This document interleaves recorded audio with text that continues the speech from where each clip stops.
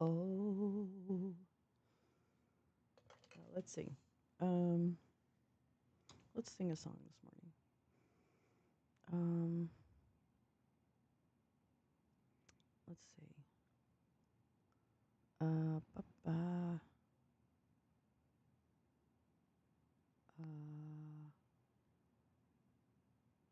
I don't know what song to sing. I wanted something slow, but I wanted something about the morning. I don't know. Hi, Neil. How are you? I don't really have anything like super lined up for this morning. I got a ton of things to read though. So we'll probably be reading. Hi, Carrie. How you doing, girl? Hope you're good. I'll be running. Peace, love. Hell yeah. Good Friday morning. It's Friday morning. Let's make a commercial for it. It's Friday, Friday, Friday, and it's Friday morning, yeah.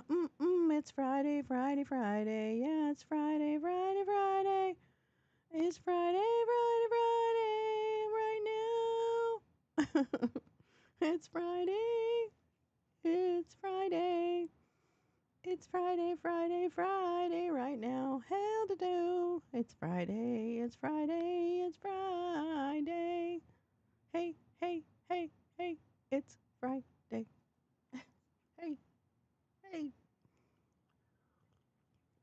Good. Glad to hear it, Carrie. How are you guys? Do you have your morning beverage? Well, or your later morning? Is it Friday? Oh shit! Is it not? Oh crap! Oh god! You almost got me, Neil. I had to check my phone because I thought, wait, what if it's Thursday? You got me. You got me. It's Thanksgiving on Monday. Thank God. I'm in the mood for turkey. If it really is Thanksgiving, is that your is that is that your Canadian Thanksgiving? Is that what it is? Fuck, is it October? I don't even know. Can you believe it's October? I'm sorry. Can we just stop all the, normal talk? Can we just stop all the media literacy for a moment just to be unbelieved that it is fucking Friday? Or I mean in the US I believe they call it Monday. Well, happy upcoming Thanksgiving. I can't believe it's October. That's what I'm still hung up on. That's why I stopped the presses, because I'm like, wait, what? It's almost Halloween. Holy shit. I have such a great Halloween show planned. Oh boy. No, I don't want to pump it up too much. But it's going to be good. Just believe me. It's going to be worth tuning in or at least catching the rebroadcast of the Halloween show. It should have been renamed. I think a lot of places have renamed it as Indigenous Peoples Day. That's what we did in New York. So the school day was officially changed on the calendar when I was there, which was great. The school, I mean, and the DOE did that. I didn't do it. I mean, I wanted to do it, but the DOE did it. So I'm like, great. Yeah. So I think most of the people I associate with call it Indigenous Peoples Day. Oh, it's indigenous. Yeah. Yeah. It should be in most states. I mean, some of the dumb states it might not be, but it is. Yeah. It's not Columbus Day anymore. It never really was. He's an idiot. Americans.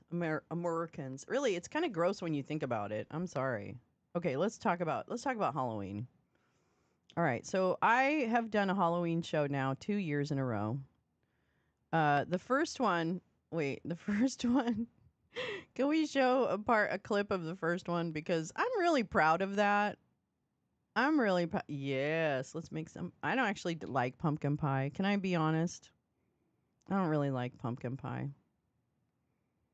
I'm sorry. I really tried. My mom used to make pumpkin pie all the time. My mom was like a good pie maker, like a baker kind of thing. Hi, oomph. She was really good at that. So, I really wanted to like pumpkin pie when I was little and now as an adult, and I just don't fucking like it. And I like pumpkin. Like some butternut squash. I like squash. I like gourds. Okay. I like gourds. Yeah, I've made it for other people, but I'm just not, I can't get behind it. Like, I even don't mind like texture and shit like that. Um, but I don't know why it's so weird. Yeah, roast pumpkin. Fuck, I'll eat that shit all day long. So why can't I eat a pumpkin pie? I wonder why. I just don't really like I don't like the taste with the consistency. Does that make sense? But why? Cuz really it's just a puree. It's not like it's a big fucking, it's not like snails or something. You know what I mean? Like, I don't know why I have such a weird thing about it. Oh my god. Anyway.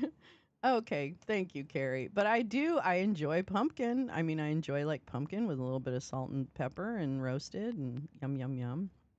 Or pumpkin ravioli. Fucking love that shit. I'll eat that all day long. And essentially, that's like little mini pumpkin pies. What? What's going on? That the smell when you scrape out the middle, yeah. Hey, butterflies, how are you, darling? Yeah, it's we're talking about Halloween. Um, Yeah, I also don't. Okay, so this is terrible. All right, I admit there are parts of my mothering that doesn't that's not I'm not the proudest of. Okay? I admit that I had failures as a mother. I really do. I admit that freely without uh without holding back. And I literally at a point in her childhood, this kid, the repressed memories that are going to come out are probably going to be really devastating. So I didn't enjoy. No, I'm just kidding. Um, so I just can't handle dying pumpkins, like carved out pumpkins that get all smushy on the front porch and shit like that. I cannot do that. I can't. I did it a couple years when she was little. And then I was like, I'm not doing this anymore. So find a plastic one. I don't care what you do. 30 pumpkins? Carrie. That's like hard labor. I prefer sweet potato. Oh, see, I haven't had sweet potato pie, but I've heard a lot about it, butterflies. I might try it. Just to be a grown up.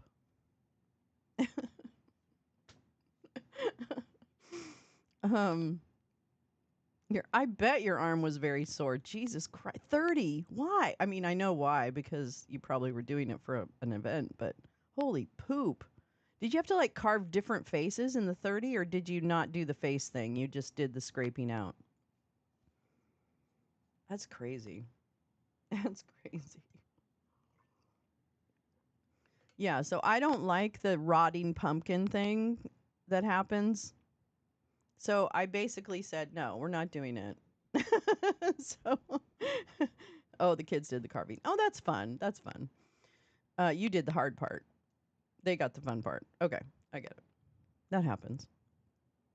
But but yeah, I couldn't handle it. I couldn't handle, and that's terrible because my poor daughter was probably just, you know, I feel badly now that I probably denied her one of the great joys of childhood. Although she got to carve a pumpkin. It's not like she never got to do one. But they're gross. I'm sorry. And like nobody throws them out before they should. Well, maybe I did, but so I'm like, "Oh, this looks like it's rotting." Mom, it's October 22nd. Nope, doesn't matter. Time to go. Oops, I see a little brown spot. Oh, let's go. So, I think that's funny. Oh well. We can't all be perfect. Sorry. I have issues. We used to always joke. I mean, cuz really, I my daughter really knows everything about my life, in one way or another. And obviously she lived with me when she was little, so I was a drinking person. They end up smushing on the porch. I know, it's so gross. Or somebody could throw them at your house. Come on now. That shit can happen. What was I gonna say? Oh, just that my daughter is so good, so resilient. I mean, kids are resilient, which I think is amazing, and we're incredibly lucky how resilient they are. But and I am too. Um, but she just always knew like what was up. And I think that, I mean, that was the only way I could parent because I was a single mom the whole time, have been.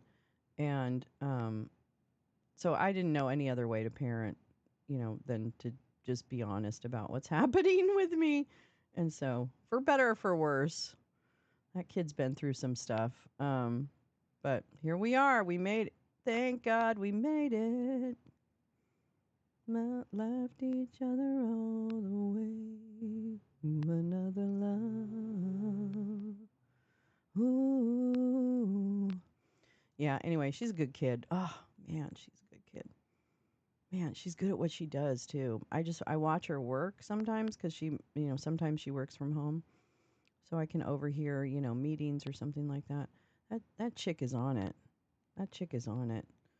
She's really good at what she does. Uh, she's a really good camera person. Like I really wish she would make more of her own films. It's too bad she doesn't have time to do that. She has a few scripts that she's written over the years. Kathy, I don't know because I think when we missed the end of yesterday's whatever hearing in DC, I think they were talking about doing something in November, early November, like taking 2 weeks off or something. So I have to check because I don't know if now I'm not confident that the DC bar is doing their next day of testimony. But I'm looking to see what is happening. And if not, oh my God, I have so many things to read or just for us to take note of. Judicial notice. What do we call that? Lounge notice. I have some things I'd like you to take lounge notice of, if you will. So yeah, that's I have stuff. I have a lot of stuff. Yeah, but I was just chilling, and I'm such a good girl. Can we note for a moment what a good person, what a decent, good human being I am? No, I'm not just saying that. Lolo learning. Oh no, let's not do that. I'm on the journey to learn, and I'm just dragging you with me. I rolled myself 2 joints last night. I didn't smoke them. I just rolled them so that I could smoke them now. So once I get started, I'll do that. I know, don't no. No, no, no, no, no. Come on, I'm dragging you for the ride, but there's no I'm not doing I'm not I'm not I'm not smart. I'm not smart. I'm definitely not smart. But anyway, neither here nor there. Hold on, let me see what's going on here. Oh, I do have a little morning palate cleanser for us. Hold on. I did tee up a little palate cleanser, so hold on. You're gonna love it. There we go. There we go. Let me make her a little bigger. Oh, actually, I'm gonna move you over here, baby. Baby. Ha baby. Ha baby. Oh, and I've got the bug. I got on stage for that open mic, and now I'm ready. I'm ready. I'm ready for me money. No, I don't want money. I just want to be on stage. I just want to sing. I just want to tell jokes. I just want people to laugh. Maybe. I haven't done the joke set. I might do that next week. I'm kind of scared. But I did the song and I just saw a tape of it. I'm kind of scared to put it out there. First of all, I need to lose some weight. Okay? Ladies and gentlemen, he, she's, and theys. I just sang.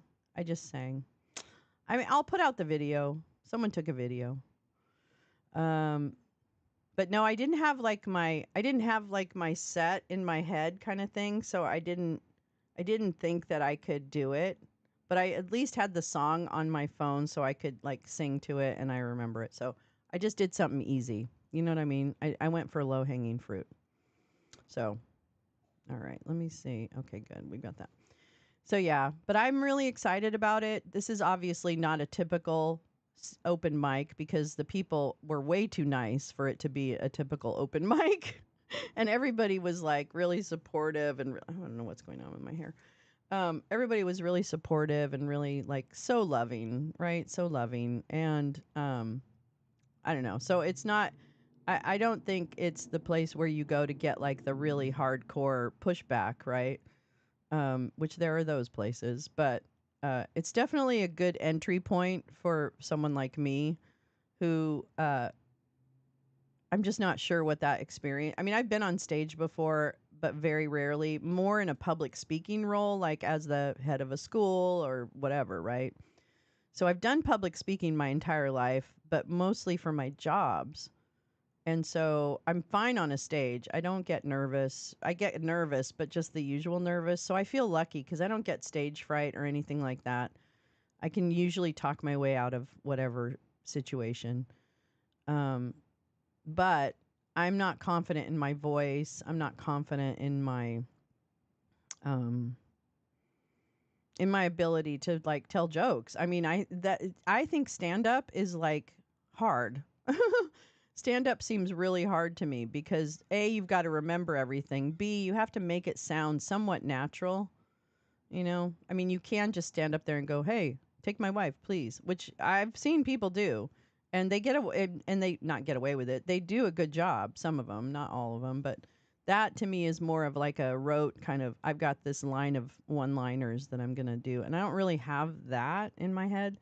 My set is kind of. I'm gonna do my set. I think for you guys before I do it next week, but and maybe next week I'll tape it, but I don't know. I don't know.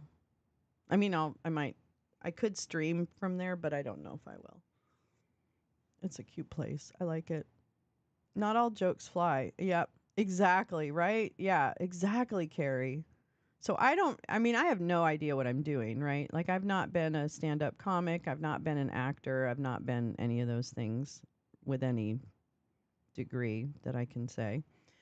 Um, So I don't know. I mean, but I will say that Wednesday was great. It was good for me to just do that and stand up and sing. And, like it felt good. With music, if you hit a bad note, the moment moves on. But with an open mic comedy, if you hit a clunker, I know. I know. I'm almost afraid because this audience is a little too nice. They're a little too nice, but that's okay, I guess. I don't know. It's a good place to start out. I mean, I've been heckled too. People, I ran a high school with 400 teenagers. Okay? Are you kidding me? Are you kidding me? I've been on stage and challenged by teenagers and others and parents or whatever. Not really parents. They all love me.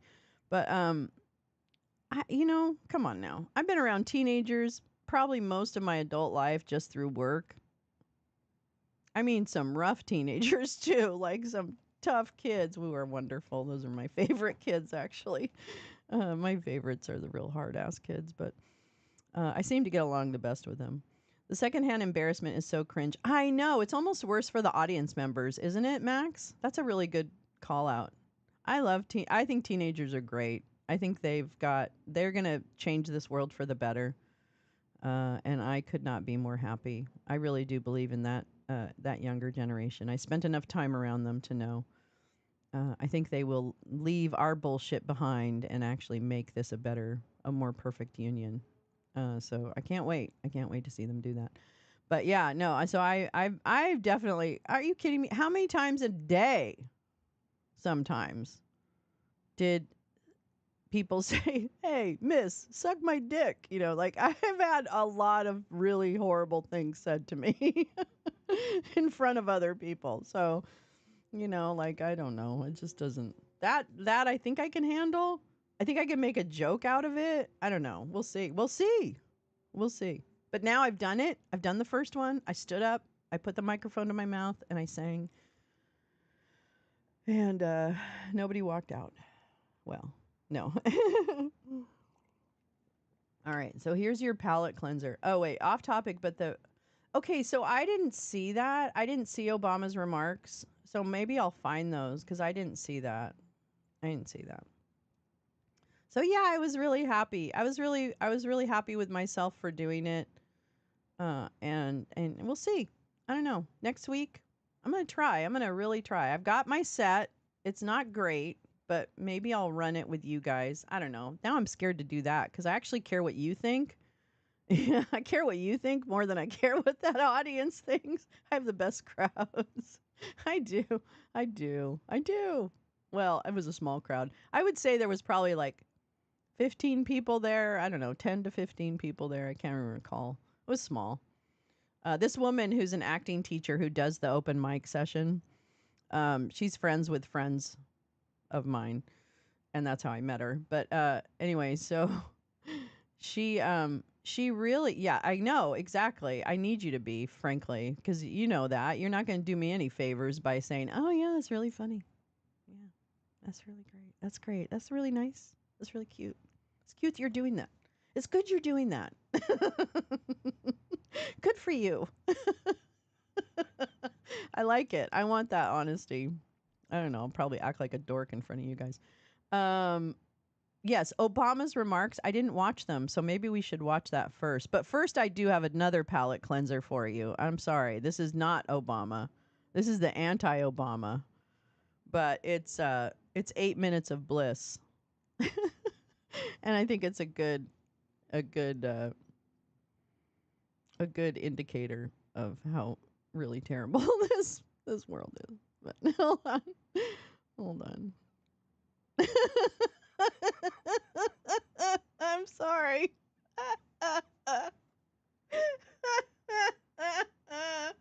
Good morning. I love it. Moving on. Moving on. Sydney. I'm Sydney. I think I'm going to be Sydney Powell for Halloween. Don't you think? I think I should be Sydney Powell. What are you doing to us? I'm telling you, you need to be reminded. Obama's full speech. Cool. I'll take a look at that. Awesome. I'll find a clip of it. I'd like to listen to that. Okay, so this is your palate cleanser while I light up a joint and, find the next thing for us to watch. But this is our friend. Well, she's not my friend. She's not your friend, probably. But this is Sydney Powell. This is from 2 years ago? Oh, 3 years. This is 3 years ago. Okay, this is 3 years ago on Australian television. We will definitely do that, Max and Neil, because after this, you're going to need some Obama. You're going to need a palate cleanser for this palate cleanser. Okay, here we go. Yes, they do. I hope we get to them one of these days as to what really happened in our election and all the people who are responsible for it.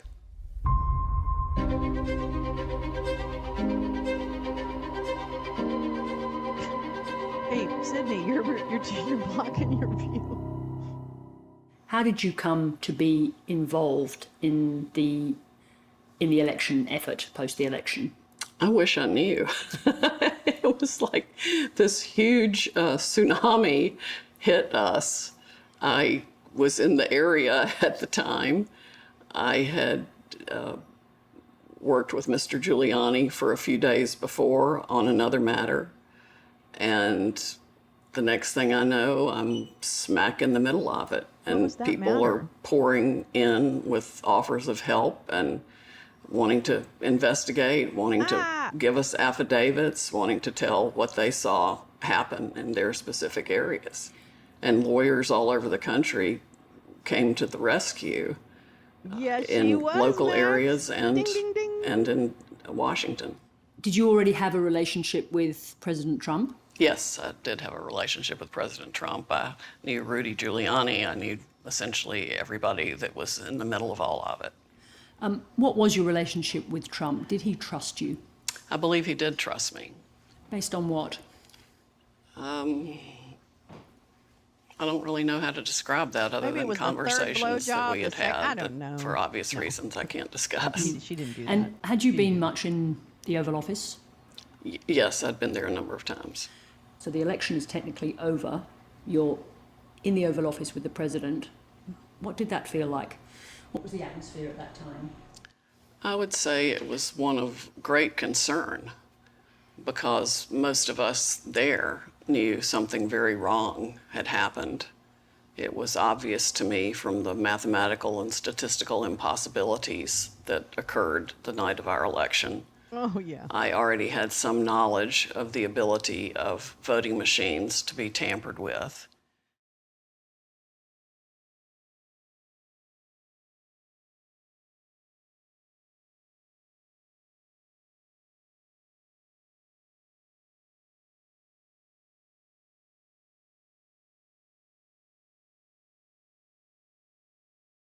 All right, let's get a few simple facts straight. In how many states were Smartmatic machines and software used in the 2020 election? I don't even know the exact numbers. After all your involvement? Well, the focus was on the 6 key swing states, the places where voting had stopped being counted the night of the election. But you were making some big statements, very dramatic, critical statements about Smartmatic. You must have known what their involvement was in the election. Well, I know that Smartmatic and Dominion were essentially inextricably intertwined and had done business together for a long time. Let's leave the history. Just in terms of the 2020 election, what was Smartmatic's involvement? Oh, you'd have to go look at our complaint with respect to the 4 states that we filed legal complaints in to get the details of that. A Google search would tell you, let alone anything that Smartmatic themselves have said subsequently, that they were involved in one single county in LA. Are you saying you're not aware of that? Well, I'm saying I think their involvement's probably a lot bigger than that. But their machines were used in one county. You're aware of that? Well, their machines might have been used one place, but their software could very well have been used other places. There's also ballot You marking claimed on devices Fox that next. Smartmatic shifted votes from Trump to Biden in multiple battleground states. That was your argument, wasn't it? That there was an algorithm run in the machines via the software that shaved votes from Trump and gave those to Biden. What actual research or fact-checking did you do at the time to find out what Smartmatic's actual involvement in the election was? Do you work for Smartmatic? You've made an allegation against Smartmatic that they stole a presidential election. I think it's incumbent on both of us to know what Smartmatic's involvement was. It seems like a pretty foundational fact. I mean, I'm confused right now about why you're here. Because you made a series of very strong allegations against Smartmatic and against Dominion, containing many errors of fact. Do you accept the fact now that the company that you accused of stealing a national election only operated in one county in LA in California? One county, one state. No, I'm not prepared to accept that fact. I think Smartmatic's involvement was far more significant than that. Do I think they're trying to minimize their involvement? Of course I do. You said that Smartmatic owns Dominion. How do you justify such a basic factual error? I'm going to stop this interview. It's wholly inappropriate in the litigation that we're in. But we're not even in the area of great dispute. These are the simple facts of who owns what. No, we're done.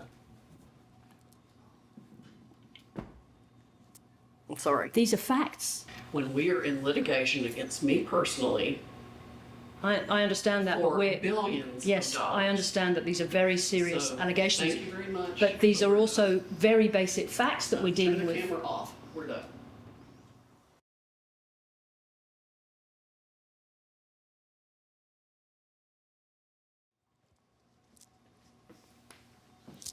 I'm highly skeptical of how long this is going to last. Okay. I appreciate you coming back. Yeah, well, I'm volunteering my time here, and I didn't come here to be accused of anything.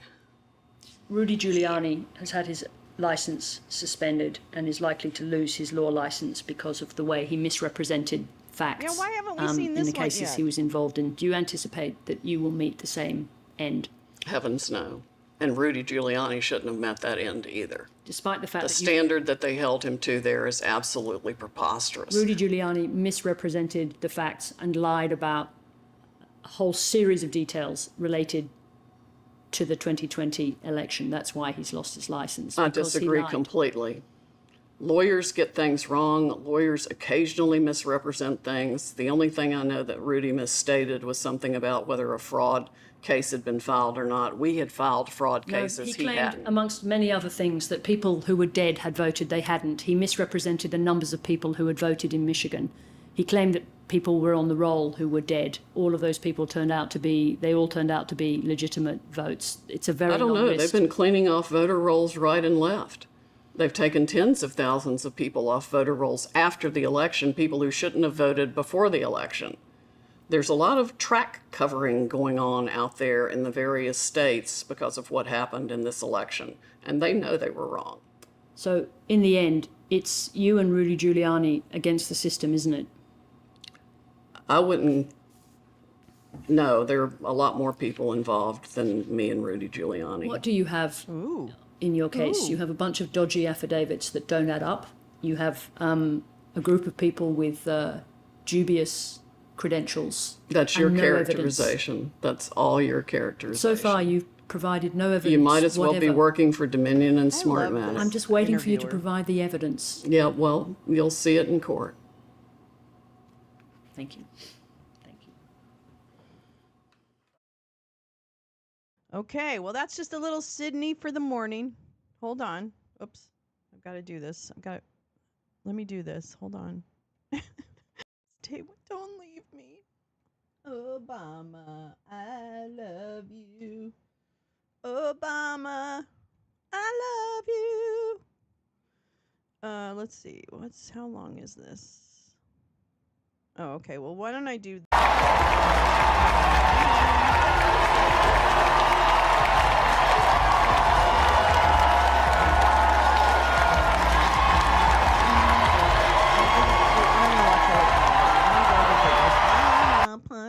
Oh, hi Josh, you're awesome too. I think everybody loves you. I don't really know how you are as a governor, but maybe you're okay. Maybe you're okay. Hello, lady, I don't know, and I don't know his name either. Yeah, I do. Oops, there he is. There we go. All right, let's watch this. Let's do it. Because of that Affordable Care Act. So tonight, as we come here tonight to talk about winning these campaigns for Kamala Harris and Tim Walz all the way down the ballot, we're also here to welcome back to Pittsburgh and to thank him for his work for delivering for the people of Pennsylvania when he was president, the 44th president of the United States, Barack Obama.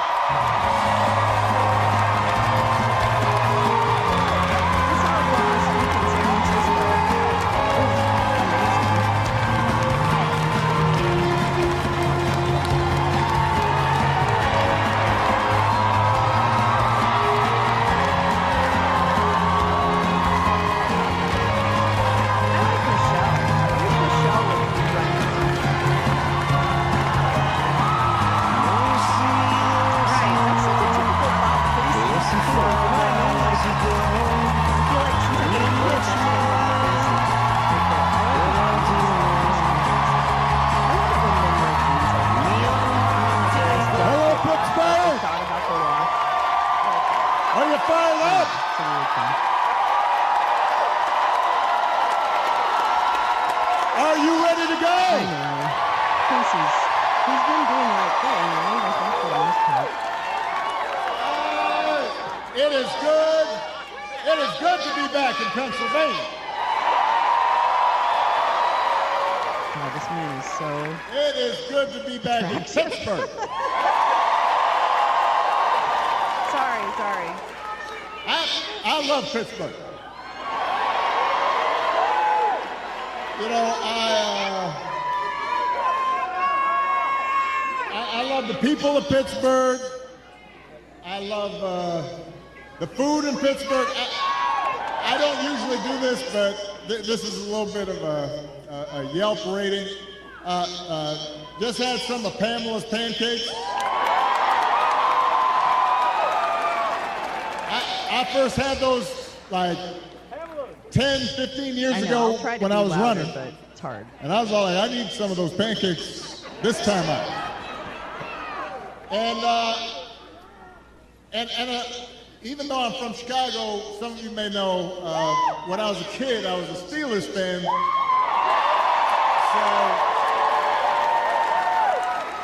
And watching the Steelers this season, it seems I'm not the only guy from Chicago who likes being in Pittsburgh.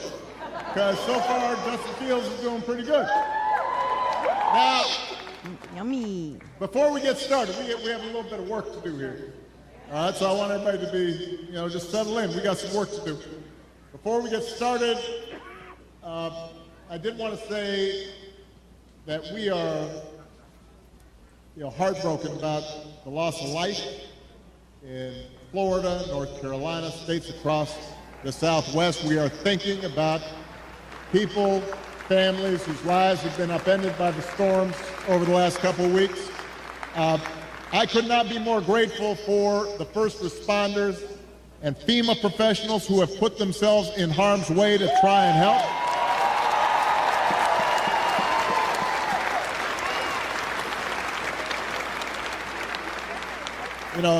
It's times like this when you realize having honest, competent leadership in government really matters. It makes a difference. And today I'm asking you to vote for some of those leaders, including some folks we need working with your outstanding governor, who you just heard from, Governor Josh Shapiro. We need them in Harrisburg. So we need you to vote for your next Auditor General, Malcolm Kenyatta. Your next Attorney General, Eugene DePasquale. Your next State Treasurer, Eric McClellan. And my buddy, your outstanding United States Senator Bob Casey.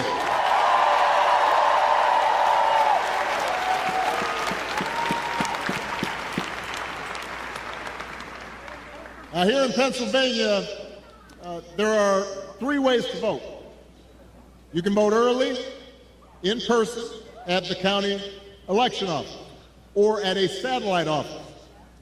You can also vote by mail. And if you need to figure out how to do that, just go to iwillvote.com PA to find a place to vote early or to request a ballot. And of course, you can vote at your polling place on Election Day, November 5th.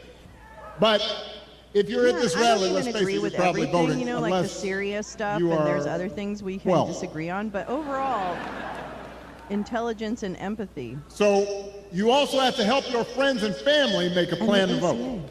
And even if you're 12, you can do that. Talk to your mom and dad and aunts and uncles, because together we have a chance to choose a new generation of leadership in this country and start building a better and stronger and fairer and more hopeful America.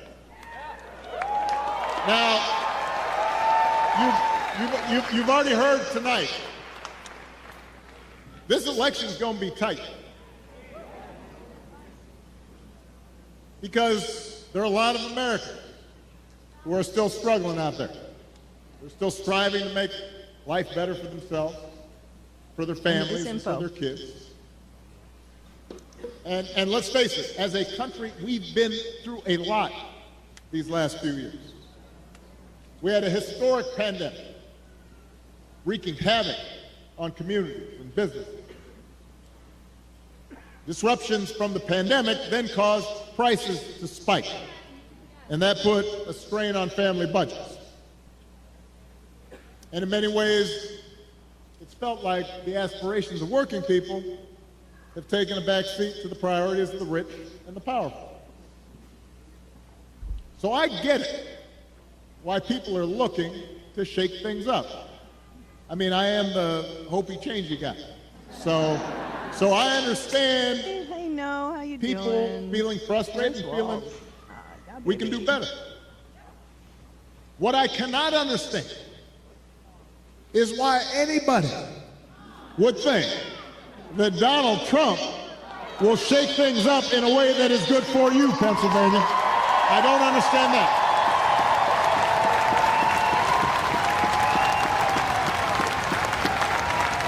Because there is absolutely no evidence that this man thinks about anybody but himself. I've said it before. Donald Trump is a 78-year-old billionaire who has not stopped whining about his problems since he rode down his golden escalator 9 years ago. You've got the tweets in all caps, the ranting and the raving about crazy conspiracy theories.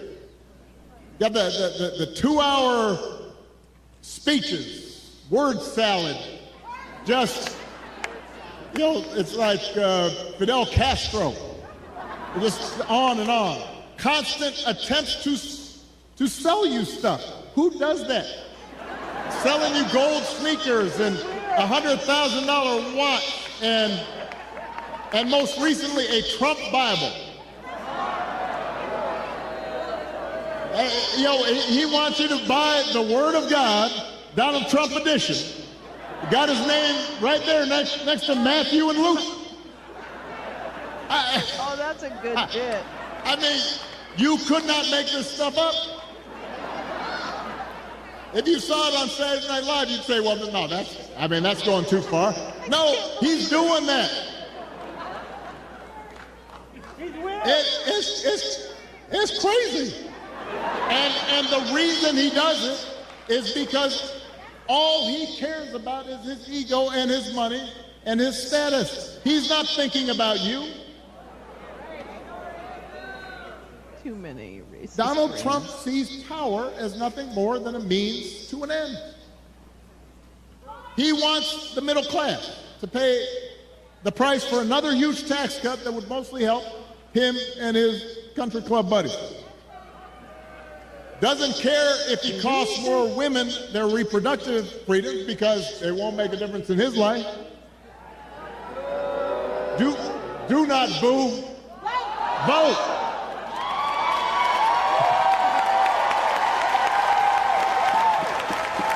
They can't hear your boos, but they can hear your votes.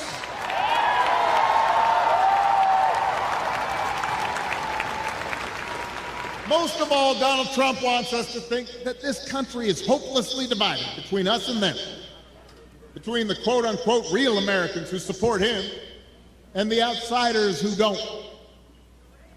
Because having people divided and angry, he figures boosts his chances of being elected. And he doesn't care who gets hurt. I mean, think about it. Just the other day, we learned that on January 6th, a couple years ago, Donald Trump was told that Mike Pence was in the Capitol about 40 feet from an angry mob chanting, "Hang Mike Pence." And his response was, quote, "So what? Don't boo." If Donald Trump does not care that a mob might attack his own vice president, do you think he cares about you? That's so good. Pennsylvania, we do not need 4 more years of that. We don't need 4 more years of arrogance and bumbling and bluster and division. America's ready to turn the page. We are ready for a better story, one that helps us work together instead of turning against each other.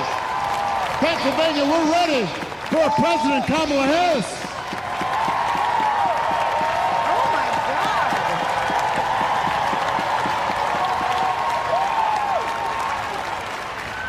That was fucking amazing. And the good news is Kamala Harris is ready do the job. This is a leader who has spent her life fighting on behalf of people who need a voice and a chance. Somebody who was raised in the middle class, who worked a summer job at McDonald's while she earned a degree, who believes in the values that built this country. Somebody who has served with distinction in every office that she has ever held. I think we probably had a fainting spell back there. So let's make space for the emergency folks. This happens sometimes. Everybody bend their knees a little bit. You've been standing for a while. You can dance if you want. I just suggest bend your knees. That's what they got, Gal? But okay, we'll take it. We'll take the sleeves. Kamala is as prepared for the job as any nominee for president has ever been. That's who Kamala is. It's true. And it's the team, too. It matters. And in the White House, she will have an outstanding partner in Governor Tim Walz. Yeah, I am sold on good old Tim. Tim is a veteran. He is a teacher. He's a coach. He's a hunter. He's been a great governor working with Democrats and Republicans to get stuff done. He can also take a vintage truck apart and put it back together again. You think Donald Trump can do that? For that matter, do you think Donald Trump has ever changed a tire in his life? I'm just trying to picture. Shoulder pads. They were upset over his lack of honking shoulder pads. Neil. The point is, if you elect Kamala and Tim, they won't be focused on their problems, they'll be focused on yours. They understand that too many folks here in Pennsylvania and across the country are struggling to pay the bills. Even though wages are steadily growing and inflation is finally slowing, the price of everything from health care to housing to groceries, it's still too high. And that takes a real bite out of paychecks. It hurts. So the question is, who's really going to do something about it? That's what you should be asking yourself. Now, Donald Trump's plan is to do what he did last time, which was give another massive tax cut to billionaires and big corporations. And then, don't boo, I'm going to break you of this habit. And the reason some people think, well, I don't know, I remember that economy when he first came in being pretty good. Yeah, it was pretty good, because it was my economy.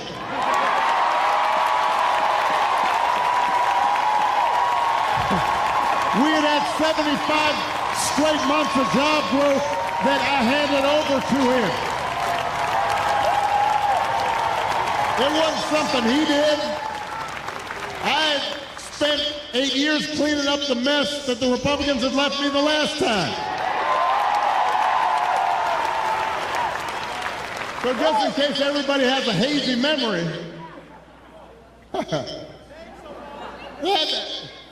he didn't do nothing except those big tax cuts. His other big economic plan now is to slap tariffs on everything, from food to TVs. Now, understand what tariffs are. Anything that's coming from that's made elsewhere and comes here, you slap extra money on top of it. And if other countries are cheating, in some cases, it makes sense because you want to have a fair playing field. But what he's proposing is basically a Trump sales tax that could cost the average family almost $4,000 a year. So if you're concerned about higher prices, that is not the way to get lower prices. That's going to come out of your pocket. You think prices are high now? Donald Trump's message basically is, you ain't seen nothing yet. All right, so that's as far as you can tell, that's his plan, right? Because it's not written down anywhere. When it comes to health care, you heard it in the debate. Donald Trump's got one answer. Ending the Affordable Care Act that 45 million people rely on.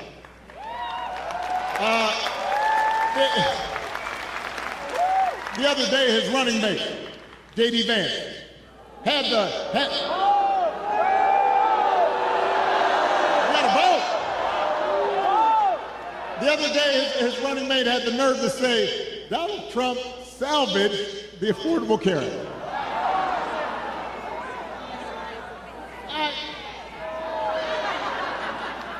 I mean, Donald Trump spent his entire presidency trying to tear it down. And by the way, he couldn't even do that right. And now, 8 years after he was elected, when he was asked about what he was going to do, he says he's got concepts of a plan for how he'd replace it. Now, I want you all to think about this for a second. Let's say your boss gives you an assignment, project. He says, I need this on Friday. And Friday comes around and he says, so, did you finish that project I asked for? And you say, well, I actually haven't started, but I have a concept of a plan. Or you could try it at home. Honey, did you do the dishes? I have a concept of a plan to do the dishes. How's that going to go over? If it wouldn't work for you, why in the heck should it work for the President of the United States?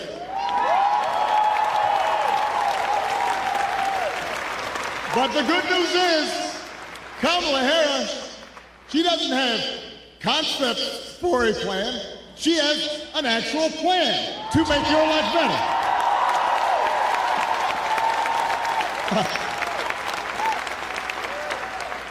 To bring down the cost of things like groceries. She'll go after corporations that are jacking up prices. Just like she went after big banks and for-profit colleges when she was an attorney general in California. And believe me, when she does, nobody's going to want to stand in her way. I remember after the home mortgage crisis, Kamala pushed me and my administration harder than any other attorney general in the country to make sure homeowners got a fair settlement. It did not matter that she was pushing a Democratic administration. She was not going to let anybody stop her from winning as much relief as possible for the families who deserved it. And because of the work she did, those families got billions more than they would have otherwise got. That's the kind of president Kamala Harris will be.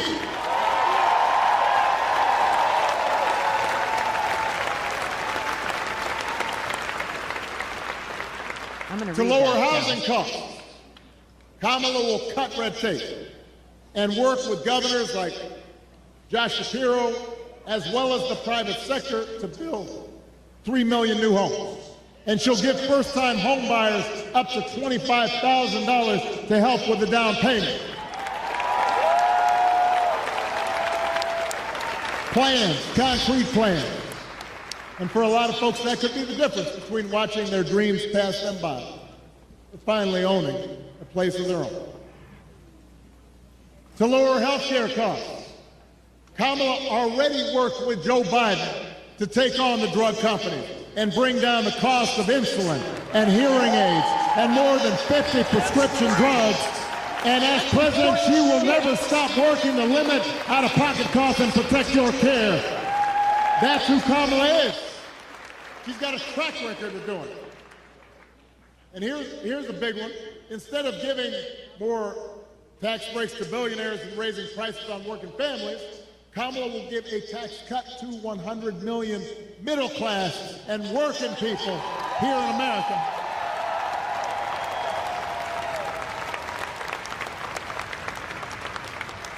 So, if you're a new parent, you could qualify for a $6,000 tax credit during the first year of your child's life. Because I don't have to tell a lot of you, raising kids is hard. And she wants to make it easier to afford stuff like a crib or a car seat or diapers. I remember buying diapers. I remember the first time I went in the store, right after Malia was born. I was like, what? That's how much diapers cost?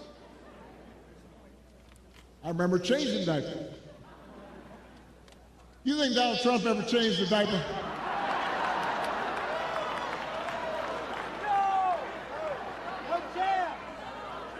Yeah.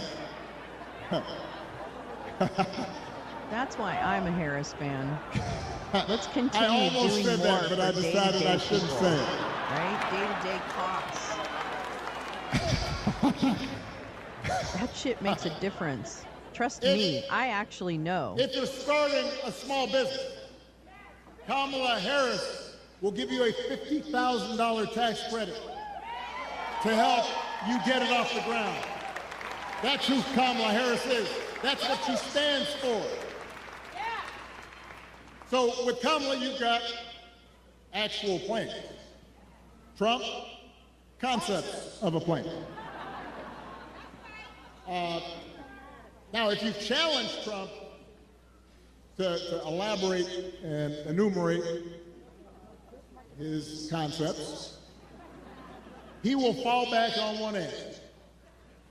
J.D. Vance does the same thing. Doesn't matter what the issue is, housing, health care, education, paying the bills. Their only answer is to blame immigrants. They want you to believe that if you let Donald Trump round up whoever he wants, by the way, and ship them out, all your problems will be solved. Now, we've got real issues at the border.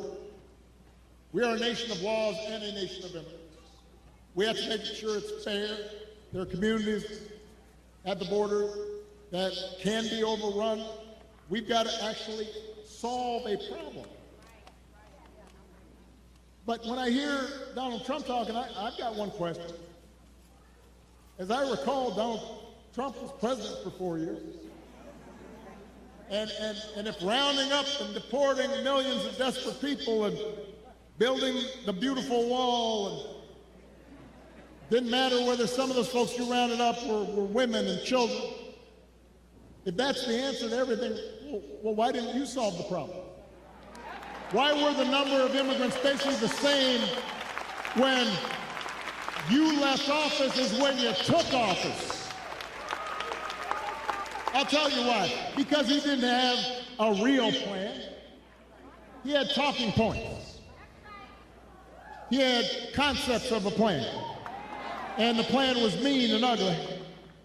And it was designed to enhance his politics and make people angry, not to solve the problem. You know what would actually help bring order to the border and fix our immigration system? The bipartisan deal that Kamala Harris supported, even though it was written by one of the most conservative Republicans in Congress, the same bill that Donald Trump tanked on purpose because he thinks fear-mongering is how he's going to win this election. He told Republicans, even the ones who had originally supported it, don't vote for it, because he doesn't want the problem solved. We don't need a president who will make problems worse just to make his own political circumstances better. We need a president who actually cares about solving problems and making your life better, and that's what Kamala Harris will do. Max Flower and Butterflies with the 1-2 punch on the joke. Hell yeah. And to help her do it, she will need a Senate full of serious public servants like Bob Casey.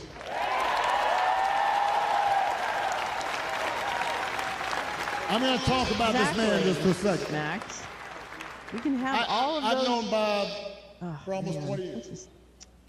I've watched his daughters grow up. I know his brothers and cousins, and let me tell you, there are a lot of brothers and cousins.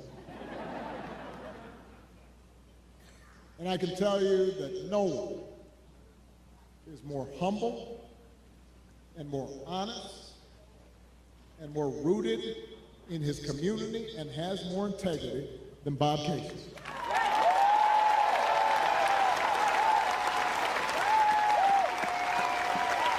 You know, in Washington, folks make a distinction between work horses and show horses. And Bob Casey, he's not a show pony. All the guy cares about is doing the job. Hey, SB, and I don't think they're doing it today. I think we missed he was elected to serve. That's the kind of person we need to send back to Washington. That's the kind of person who's going to help Kamala get stuff done. Folks who share our values and will do what they can to move this country forward rather than backward. That's who Bob Casey is.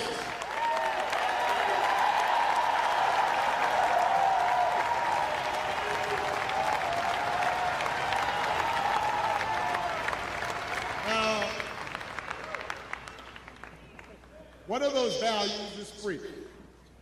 And during election time, there are a lot of flags and there's a lot of talk about freedom. So let me talk about that just for a second. Because I don't think we've ever had an election with candidates who understand freedom more differently. For Donald Trump and his cronies, freedom means that the powerful can do whatever they please. Fire workers for trying to organize a union. Dodge paying their fair share of taxes. Try to draw out your votes when they lose an election. Control what women can and can't do with their bodies. In other words, for Trump, freedom is getting away with stuff.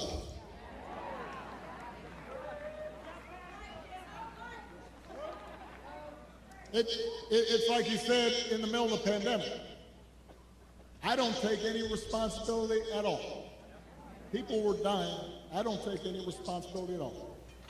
Not sure any other president has ever uttered that statement. We have a broader idea of freedom. We believe in the freedom to provide for our families if we're willing to work. The freedom to breathe clean air and drink clean water and send our kids to school without worrying if they come home.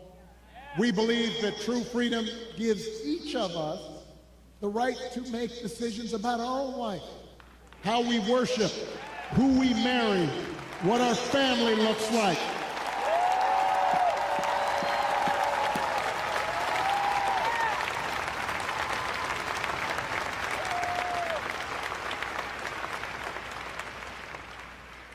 And real freedom also means that we're going to disagree on how each of us should live our lives. And we have to respect other people's views on these issues. You know, I've always said there are good people of conscience on both sides of the abortion divide. I respect anyone whose faith tells them that it isn't something they support. But if we believe in freedom, then we should at least agree that such a deeply personal decision should be made by the woman whose body is involved and not by politicians.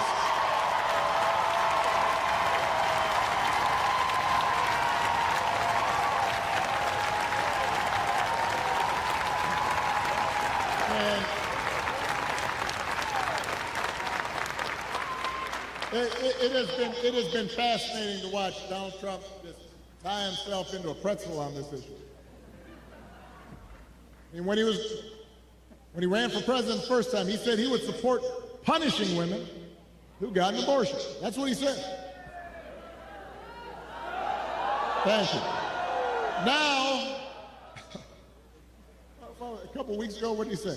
He said, don't worry, women, I'll be your protector. I'll tell you how he protected you. He handpicked 3 of the Supreme Court justices who overturned Roe versus Wade. Went out there and bragged about it. And now there are Trump abortion bans in 20 states, many of them with no exception for rape or incest. And when he's asked about it, he says, well, everybody wanted it this way. Really? He thinks women want to have to drive hundreds of miles to find a doctor who can help them? Does he think doctors want to choose between letting a woman die or going to jail for giving her the life-saving care that she needs? That is not something people chose. Now, Donald Trump may be confused about that issue, but let's not be confused. Let's be clear about what's at stake here. If you send Bob Casey back to the Senate, he'll vote to restore reproductive freedom that women had for nearly 50 years. And if Congress passes that bill, Kamala Harris will sign it into law. There's your case, as far as I'm concerned. He's made the case. Because they understand that freedom is about being able to make the right choice for ourselves and our families. It's about recognizing that other people have the freedom to make their own choices, even if they're different from ours. And it's an example of how,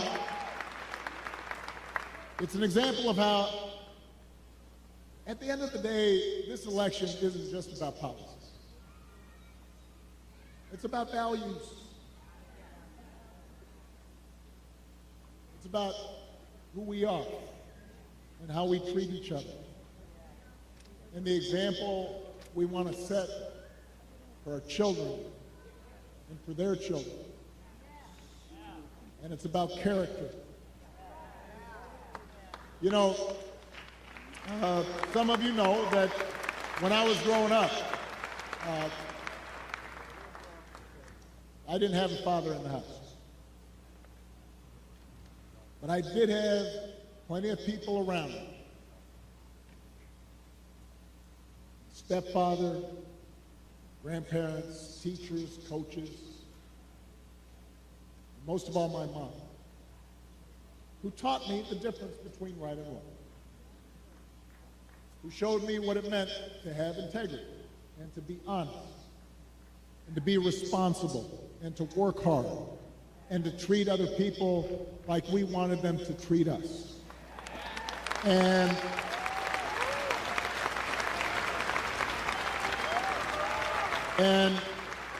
I had a bunch of role models out there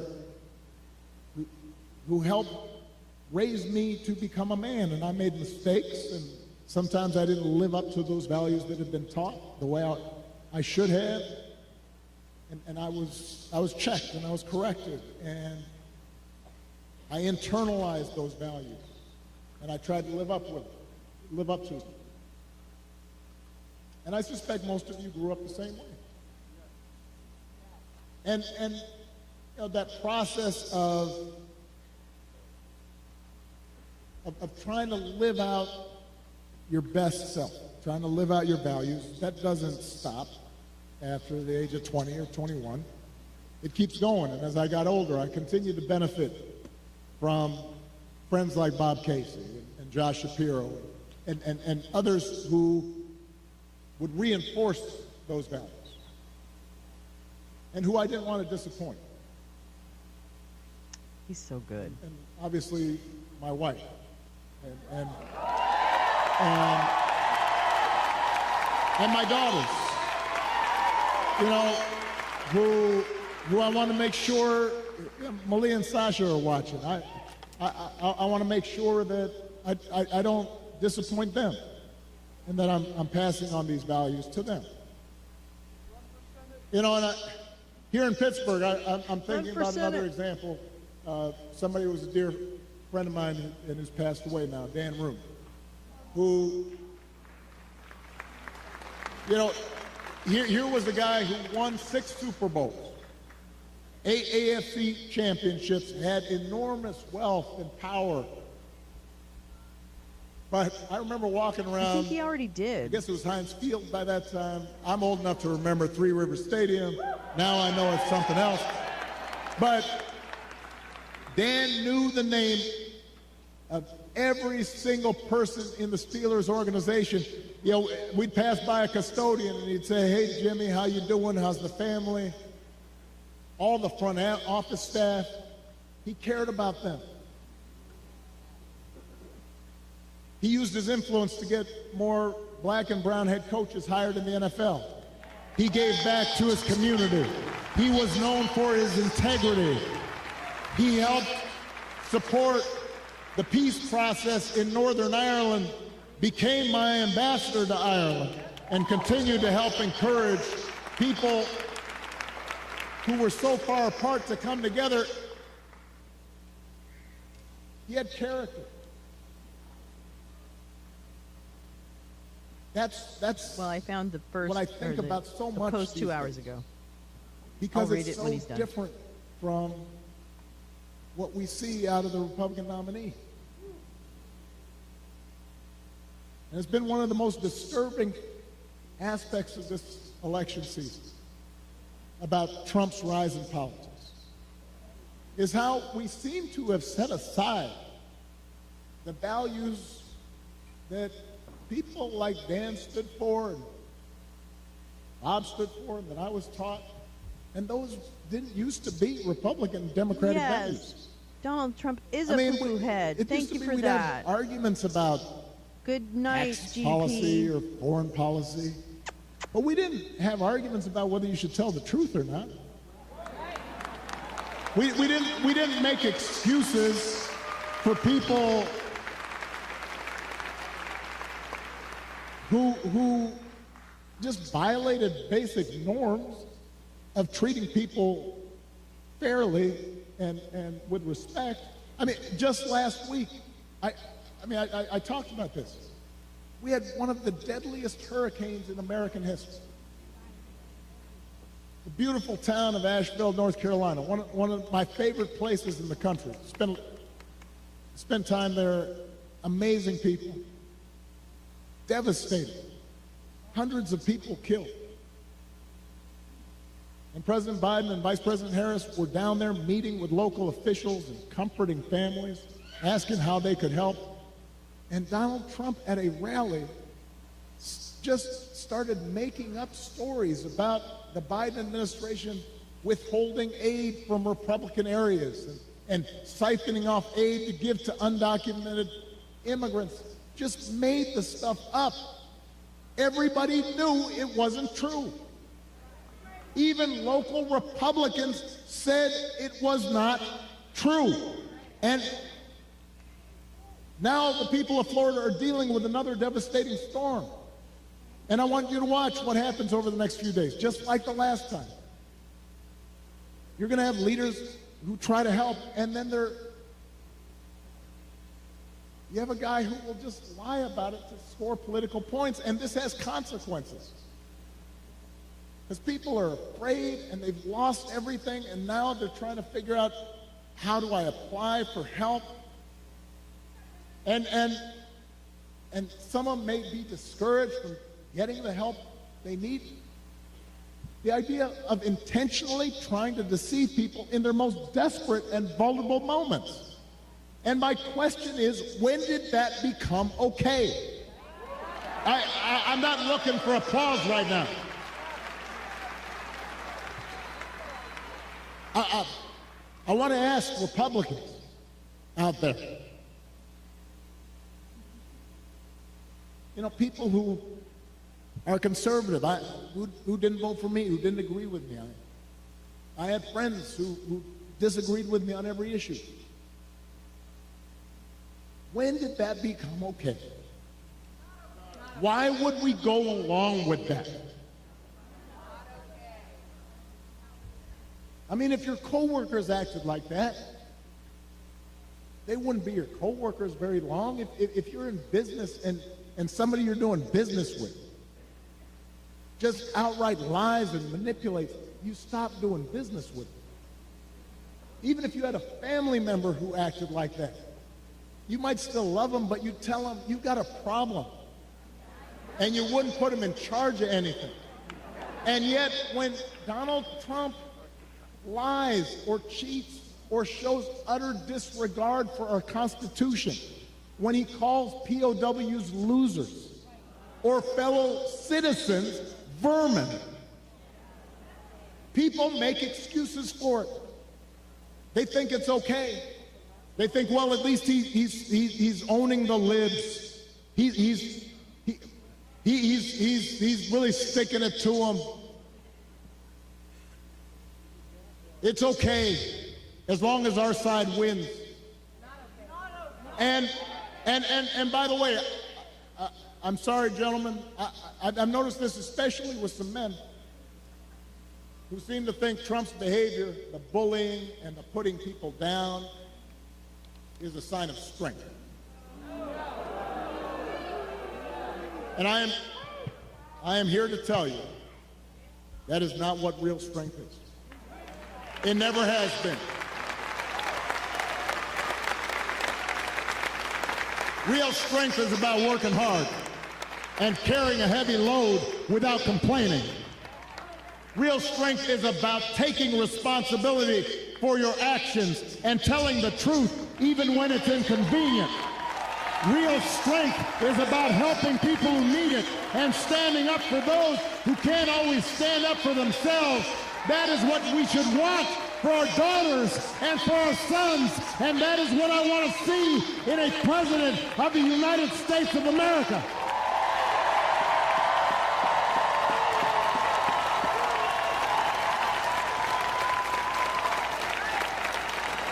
And the good news is that you have candidates to vote for in this election that demonstrate that kind of character, who know what real strength looks like, who will set a good example and do the right thing and lead this country better than they found it.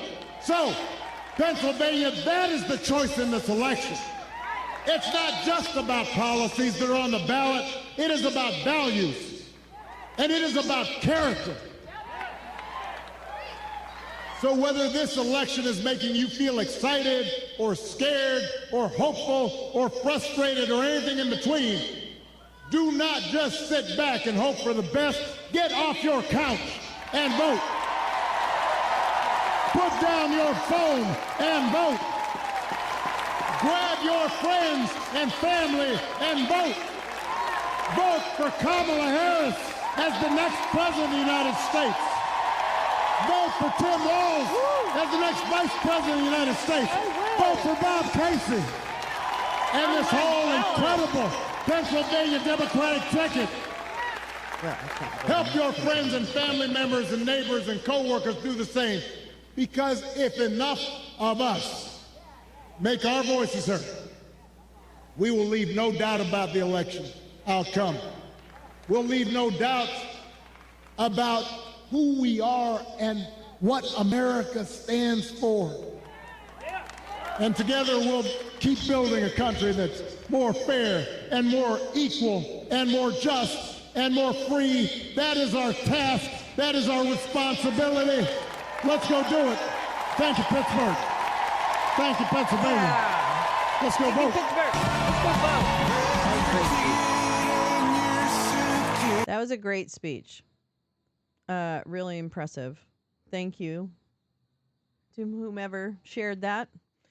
Wow. Hey, we need a little more of that. And I think, the thing about the Obamas, what I will say, and I really admire about them, and again, I don't agree with everything Obama did. That's not required in our neck of the woods. But what the Obamas have done, especially post-presidency, is only kind of appear when it really is going to make a difference. I mean, I don't know how to say that. It's not that, they just don't oversaturate kind of their message for me in terms of it doesn't come down through my algorithm. Let's put it that way. Maybe it does for you. I don't know. Um, but I feel like they have been strategic about when they would really step into, you know, more active roles to support or whatever. So, and I kind of admire that. And then on the other hand, I kind of feel like we need to hear a little bit more about Mike Flynn. I kind of wish that Obama would. I don't know. I mean, of course he can't. You know, whatever. But that's my only like. I feel like there's so many things that he could help clarify for the American people. You know what I mean in terms of the existential threat to democracy. But maybe that's not appropriate. I don't know. I'm just a, a weirdo on the internet. But thank you for sharing that. I had not seen that speech, and I think it's very good. So I'm really glad that we did that. Now I want to read an article that Madame Suburban sent our way, and it looks really quite good. And and I think uh, Gal's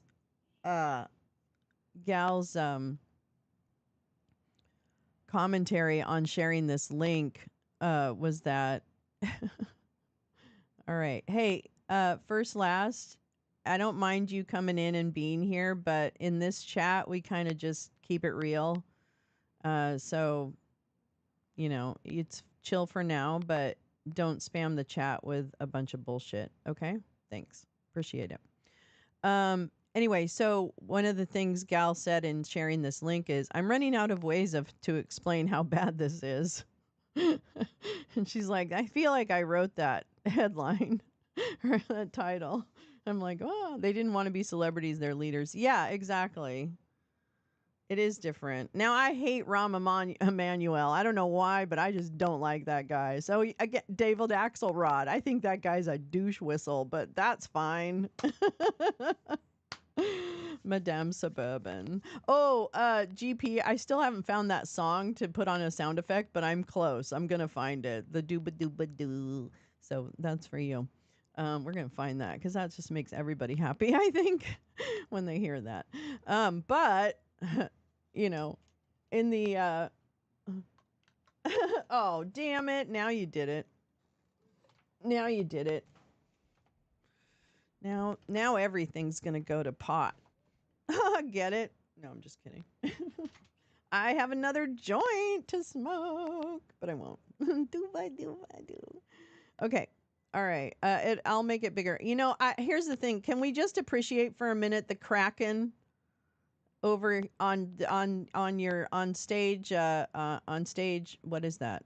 If you're looking at it, it's your right. Yeah. Okay. Stage right. Can we just appreciate for a moment the collage that we've built? At the top, of course, it's me and the famous Dr. Doug Frank, who is an election denialist and traitor. Below us is a big head of Clarence Thomas laughing inappropriately. But the bottom is my favorite new thing in the entire world, and I feel like I need this on a t-shirt. But it is the Kraken, the actual Kraken, gifted by a certain someone. That image from the epic 1981 Clash of the Titans, which I would watch anytime it came on. I don't care what I'm doing. I'm going to sit down. I'm going to watch that movie.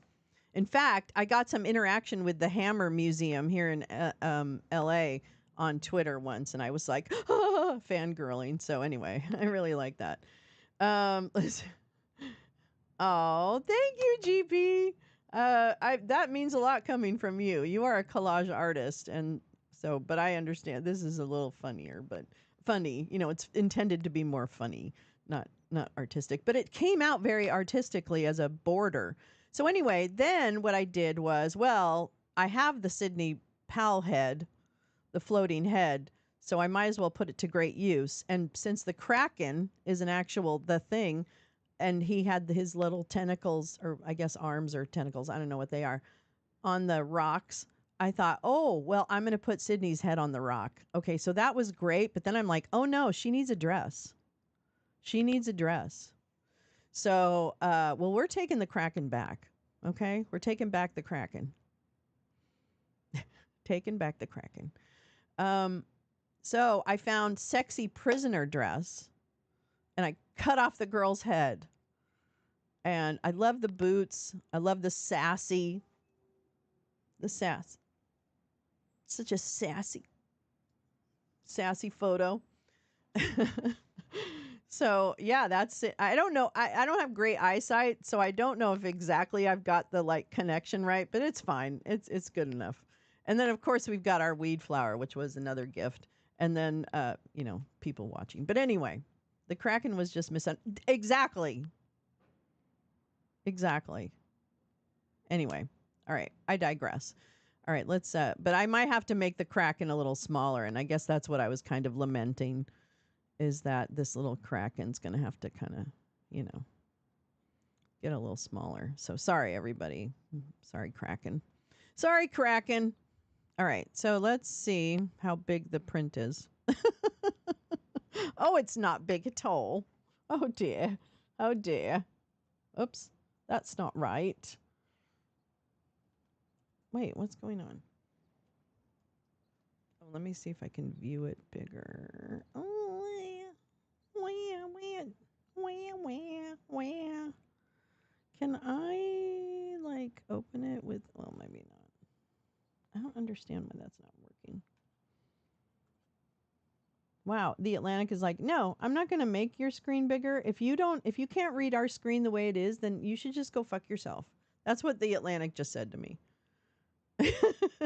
Maybe you're too old to read our magazine. Do you ever think of that?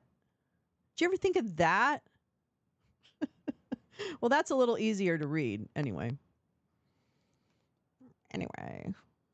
No, okay. All right, it's good enough. The collage, I love the collage. Thank you, Carla. Is there room for Democracy Dino? Oh, you know what? Oh my God, that's what we should do. The DNC. Maybe we should have the shocked cat face. I think that's a good idea. Bye, Neil. No problem. All right. We'll miss you tomorrow, but we will see you on Monday, hopefully. And if not, we'll see you when we see you. And it doesn't matter. Your seat is reserved, sir. Your seat at the lounge is confirmed. Yeah. Oh, I could make Thomas. Well, yeah. Now I don't need to. Now everybody can be the same. Yeah. It's a little distracting, but that's okay. Sydney wants to be distracting. She's going over for some of that Patrick Byrne booty call in Dubai.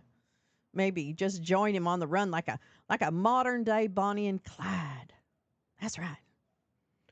So I'm going to go get my man. I heard he likes a redhead. So I got my little Lady Clairol in my weekender. And I'm on my way to Dubai to do booty. That's right. To do burn. That's right. Kraken with Godzilla with Puff the Magic Dragon. Yes. I like Puff the Magic Dragon. Good song. Bye, Neil. See you later. See you later, alligator. Okay. Hey, you guys, you need to stop moving. Well, this was updated today. How incredible. How incredible.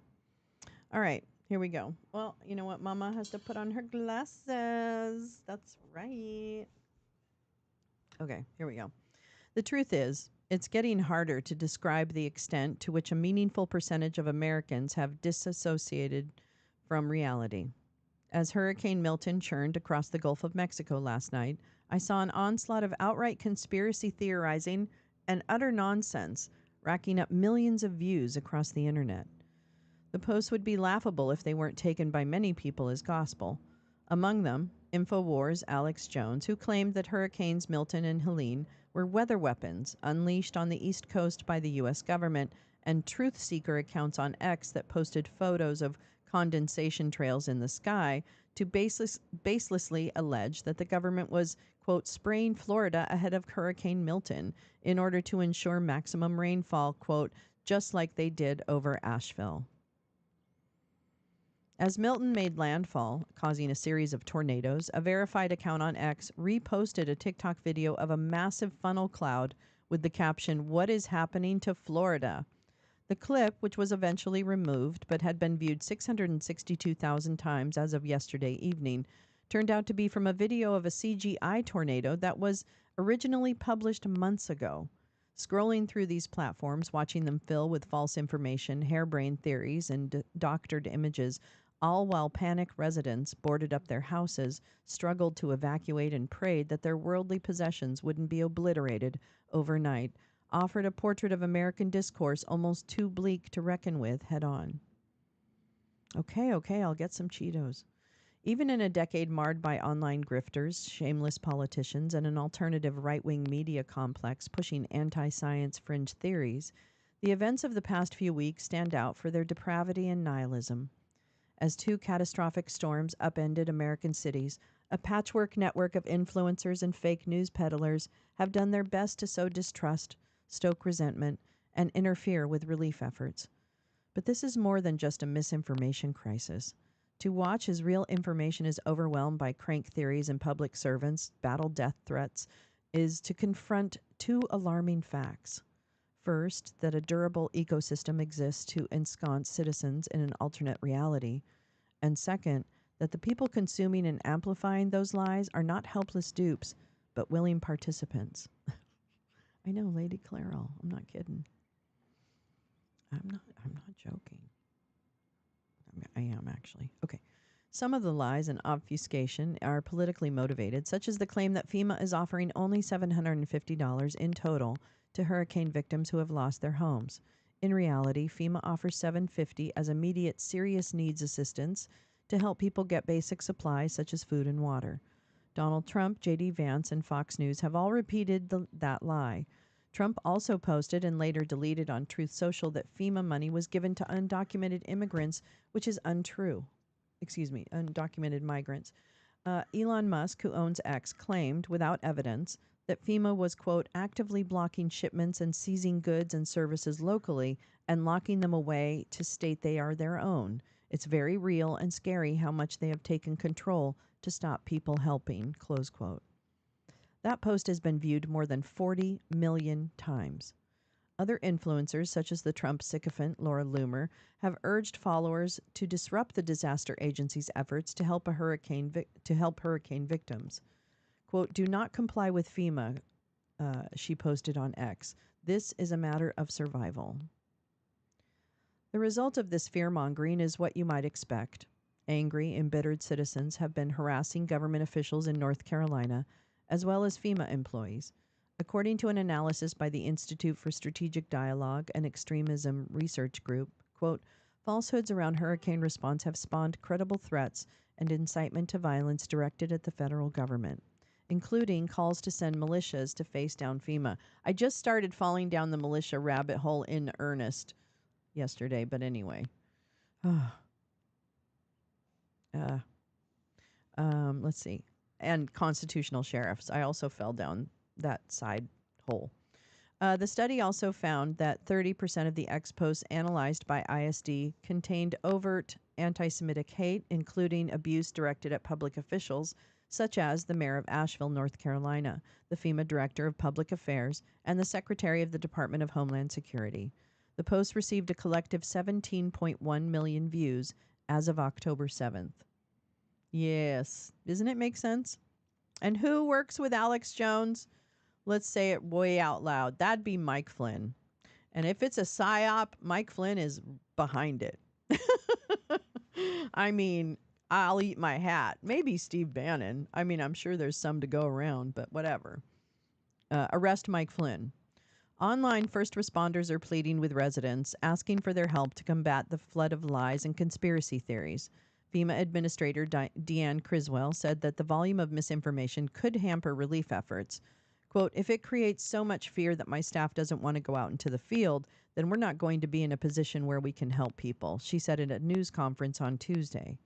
In Pensacola, North Carolina, Assistant Fire Chief Bradley Boone vented his frustration on Facebook. Quote, "I'm trying to rescue my community," he said in a live stream. I ain't got time. I ain't got time to chase down every Facebook rumor. We've been through enough. It's difficult to capture the nihilism of the current moment. The pandemic saw Americans distrustful of authority, attacking public health officials. But what feels novel in the aftermath of this month's hurricanes is how the people doing the lying aren't even trying to hide the oh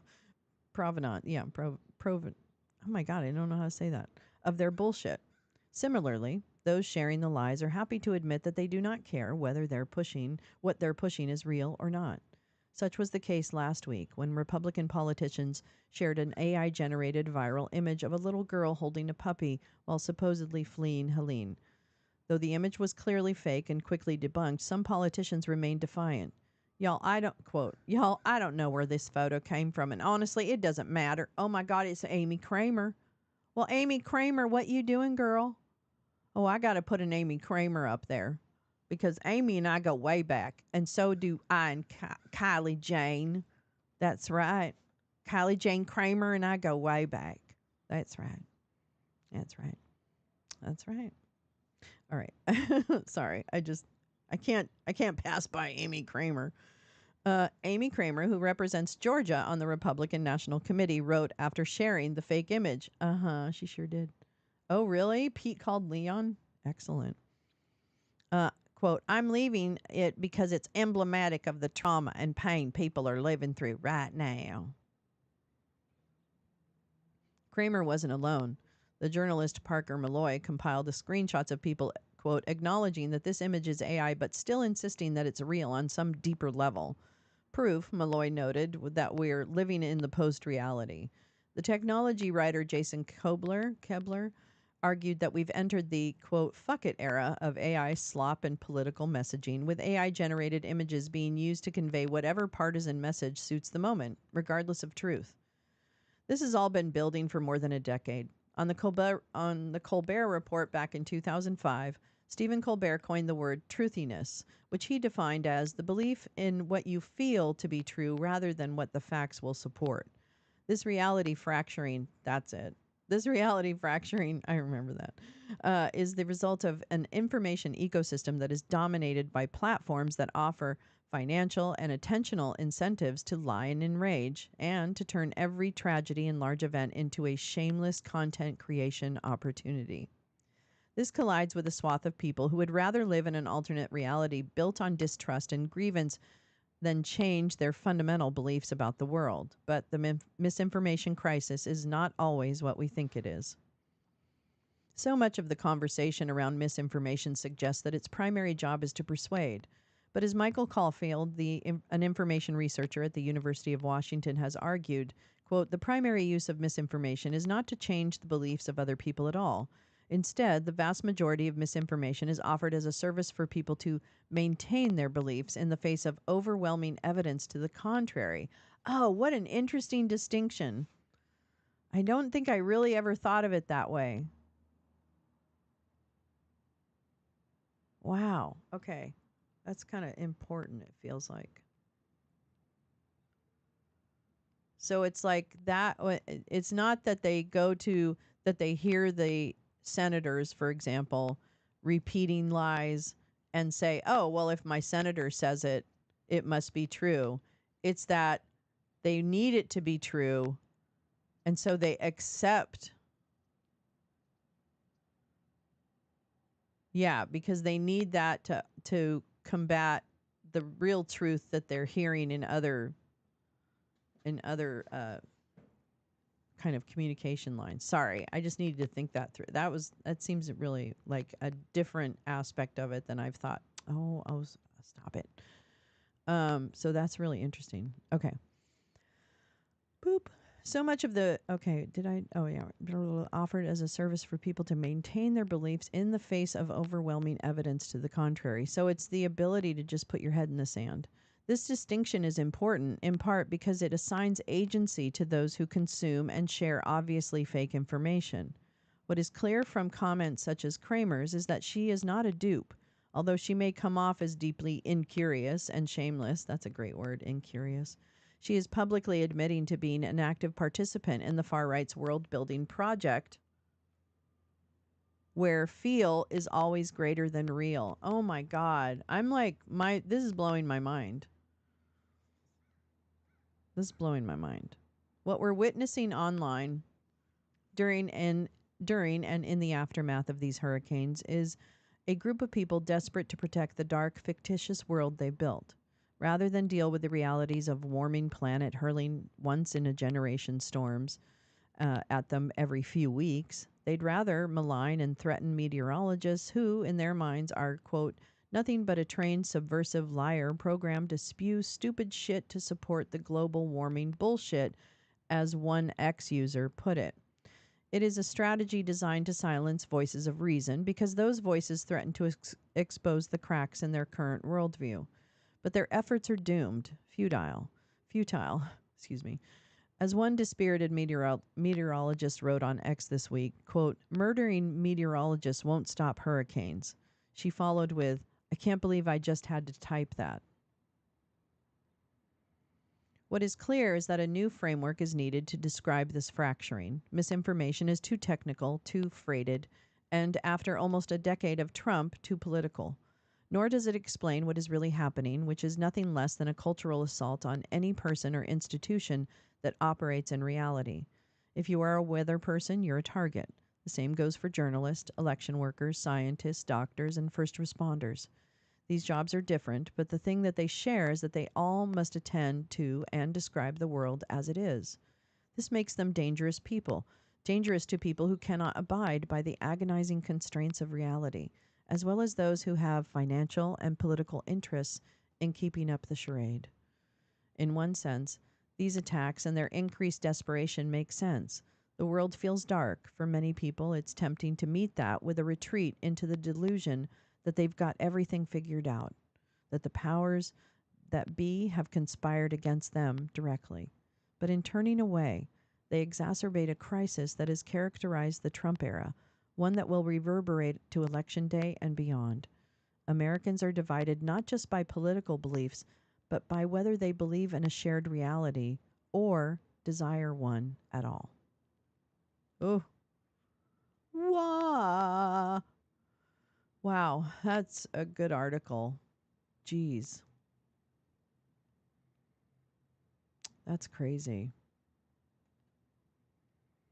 Let's sit by the fire for a minute. Hold on. Let me get some fire stuff going on here. Wow. Oops, nope, that's not the fire. Whew. We've got some more stuff to read. Don't you think you're going anywhere? You're not going anywhere. Don't you think about that? Because I gotta work on my Sydney. I gotta work on my Sydney, y'all. That's right. That's what I said. I gotta work on her. Sit by the fire, darling. Okay. All right, I got you. I got you, girl. I got you, girl. Don't you worry. Let's make this little campfire a little smaller so it gets hidden every time. Let me catch up with chat. Whoop.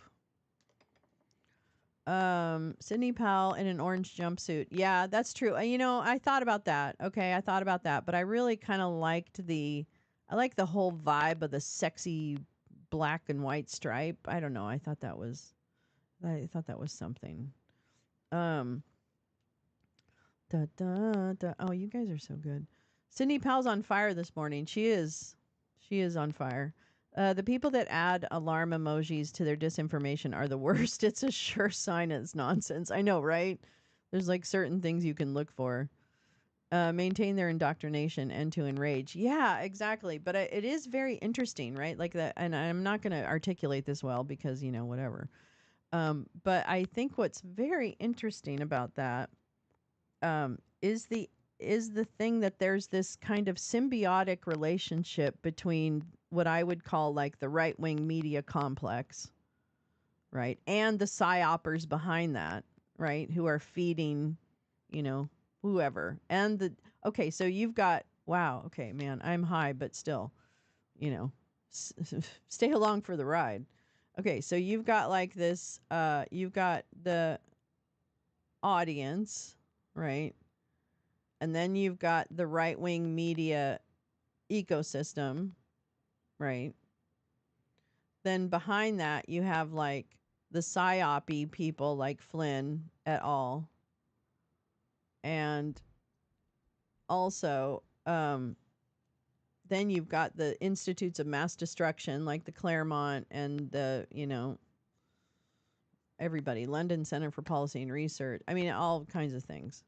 Then you've got the foreign kind of interests in chaos, like the Russians, like whoever. I mean, I feel like, just to oversimplify it, because I'm really good at that, is that I believe that, China certainly is not, China, all countries share a tension with each other, depending on their size, depending on their economies, right? Okay, so I expect that tension, I guess. And China has some really shitty human rights abuses that we seem to ignore, but I digress. So I believe China views us more as an not, they just want to understand and take advantage of technology and other things that will help them economically, because they have such a huge country to to control. Who wrote what? Who wrote what? So I think that like you have, wait, what was I saying? Oh shoot. Anyway, you've got this relationship between all of those groups. And then, like the Russians, obviously. I don't know about the Iranians, probably in terms of whatever geopolitical advantage they think they can get. I mean, just in terms of self-preservation and, whatever, and whatever dominance in the region, whatever they are. I don't understand their all of their geopolitics, but assuming that there are foreign threats, there are certainly billionaires, right, who have an interest in different things, like Peter Thiel, who's a piece of garbage. Thank you, Hi-Fi. Sorry, Charlie was. I'm so sorry, butterflies. I'm a dork. Here, I'm gonna go ahead and link it again. Actually, I'll pin the link that Gal shared. Hold on, to the article. Maybe. Oh, here we go. Oh, I'll link it to the let me link it to the quote, or to the tweet that shared it. Hold on.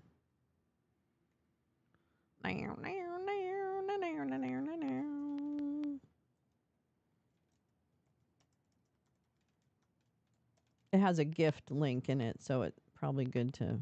Oh man, what the fuck? There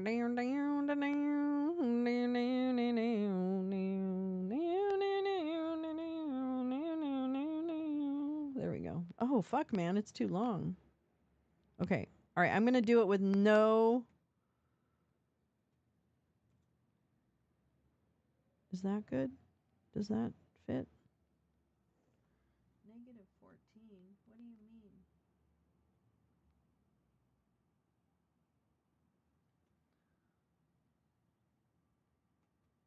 Oh, shoot. Wow, why is that so tough? Oh, I'm going to go to that next. I'm a DM my Flynn in case you want him in the collage. Oh, nice, Carla. I love it. Who couldn't use a little Mike Flynn humiliation? I could do it. Oh, man. Okay. Shit.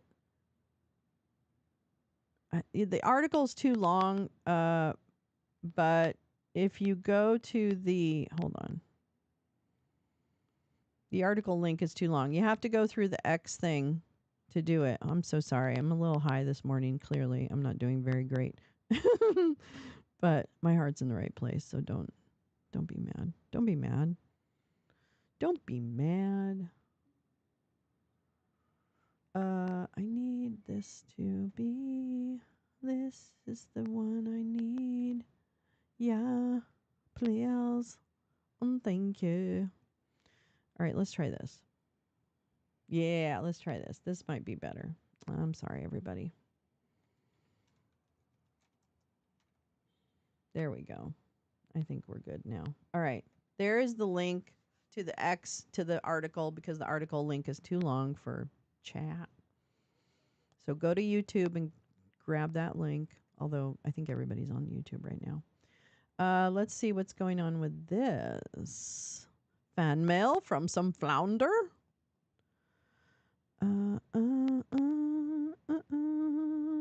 From Jim Stewartson, the term disinformation is insufficient to describe our problem. The term is neutral and usually serves to minimize the harm.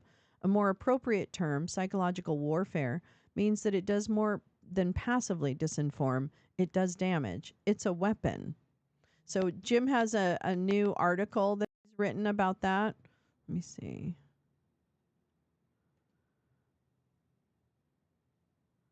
All right, let me go ahead and pull this up. Hold on to the morning, don't fade away. I don't know. Don't fade away. There we go. Guys, just not. I'm terrible at this kind of. Okay, let me see if I can just make that. Oh yeah. All right. So this is Jim's Substack, or excuse me, website. It's not the Substack. Forgive me. So please definitely take a look at this link from Gal. And but I want to read this. This looks like it'd be interesting. I think they should make like screen changing easier. It is a brain altering weapon. Yeah, I mean it really is. If you look at how people adapt messaging into their lives, you know what I mean? If you look at how they've done it, it's been done in ways, and I don't understand all the ways they do it. I'm not an expert by any stretch. But it seems to me that it is like key phrases, key concepts that reinforce a worldview, like hating people because of who they are. No, yeah, go to that. If you go to that X that I just linked, Butterflies, it really is easy to click on it. It's because she gives Ann Applebaum gifted the link through her tweet. So super easy, just another click. So yeah. Thank you. I'm sorry I missed your question about who wrote the article. I'm like, blah, blah, blah, blah, blah, blah, blah. Okay, here we go. On 60 Minutes last night, which I still haven't watched, and I need to do that. Wait, what date is this? Is this? Oh, this is April 1st. Sorry, excuse me. This is April 1st, 2024. Sorry. A bombshell report dropped about Russian use of directed energy weapons against Americans, both overseas and, importantly, on American soil. This was real journalism in corporate media for once, and a critical story to tell about Russian aggression against American citizens. Havana syndrome turns out to be not to be just environmental. Oh, I can't read this morning. Turns out not to be just environmental factors, as the U.S. government continues to allege, but a brutal attack on U.S. personnel designed to reduce our ability to combat Russia's invasion of Ukraine and other Russian priorities by permanently damaging American brains. Is this the whole thing? Because they will definitely knock me out. The details of the attack are frightening and important to grasp. This appears to be more common and more devastating than anyone realized, and it appears to be coming from a unit of the GRU. The basic method is, quote, directed energy, which can be microwave or ultrasound beams. The symptoms are horrific. This is a link to an article from The Insider, Unraveling Havana Syndrome. New evidence links the GRU's assassination Unit 29155 to mysterious attacks on U.S. officials and their families. So within the link that Gal shared, if you go to Jim Stewartson's link, you'll get here and you can read that particular article. Among the targets of this attack were the Defense Intelligence Agency and CIA personnel stationed in or assigned to Ukraine after Putin invaded Crimea. As my readers will remember, Putin was only able to invade Crimea with no resistance because then DIA Director Mike Flynn allowed it to happen, 7 months after being the only American to visit GRU headquarters. He was fired 6 weeks later. And there's another link to his article that talks about Mike Flynn in that role. It's important to remember this revelation about directed energy weapons demonstrates just one more component of the hybrid, asymmetric war that Putin has been waging on America for decades, but went into full-scale war after Mike Flynn agreed to be his U.S. general. Hi, Teresa. How are you doing? I hope this will provide the Biden administration a motivation for taking action against Russian aggression in the United States and against Putin's proxies, although I will not hold my breath. Well, we did have some Russia, like the tenant thing, but I want to know who are the other 600? Who are in the 600? Who are the people that we have hard evidence have been paid or benefited from the relationships to that? I want to know, because those are the people. And guess what? Tim Pool is going strong. What's his name? Who's the other one? Benny Johnson, going strong. Nothing has happened. Nothing has changed. Yeah, why don't we? Nothing has changed. I don't know why we don't know it. And maybe it's due process. That could be, right? Maybe there's not enough evidence to go public. That's understandable. I'm not confident nothing's being done, but I'm worried about, like how much time is being taken. So that's, like I can't tell someone how to do their job. I don't know what their life is. I don't know what their, I think the burdens are great. But really, come on, it's time. Yeah, patient zero. The psychological war machine Putin and Mike Flynn have created has caused more brain trauma than a million directed energy weapons could. Everyone who has lost someone to the Christo-fascist MAGA QAnon plus cult can attest that this attack causes devastating damage to its targets, and it doesn't need any special equipment. Oh, this is a PSYOP thing. Okay, I might come back to that. We reached a point just 6 months before the election, again, this is from April, where it's clear no one is coming to rescue us. Our institutions, including the vast majority of corporate media, have decided to normalize all of this, to leave us to our own devices. So be it. We are facing an insurgency, irregular warfare at its finest. The counterinsurgency will have to come from us. I know. Flood the zone with shit, anyone? Exactly. Let's talk. Mike. And we have an army, okay, as a soldier and as a general, as a retired general, we have an army of digital soldiers. What we are now, I call them, because this was an insurgency, folks. This was run like an insurgency. This was irregular warfare at its finest in politics. And that story will continue to be told here. But we have what we call citizen journalists. Okay? Because the journalists that we have in our media did a disservice to themselves, actually more than they did to this country. They did a disservice to themselves because they displayed an arrogance that is unprecedented.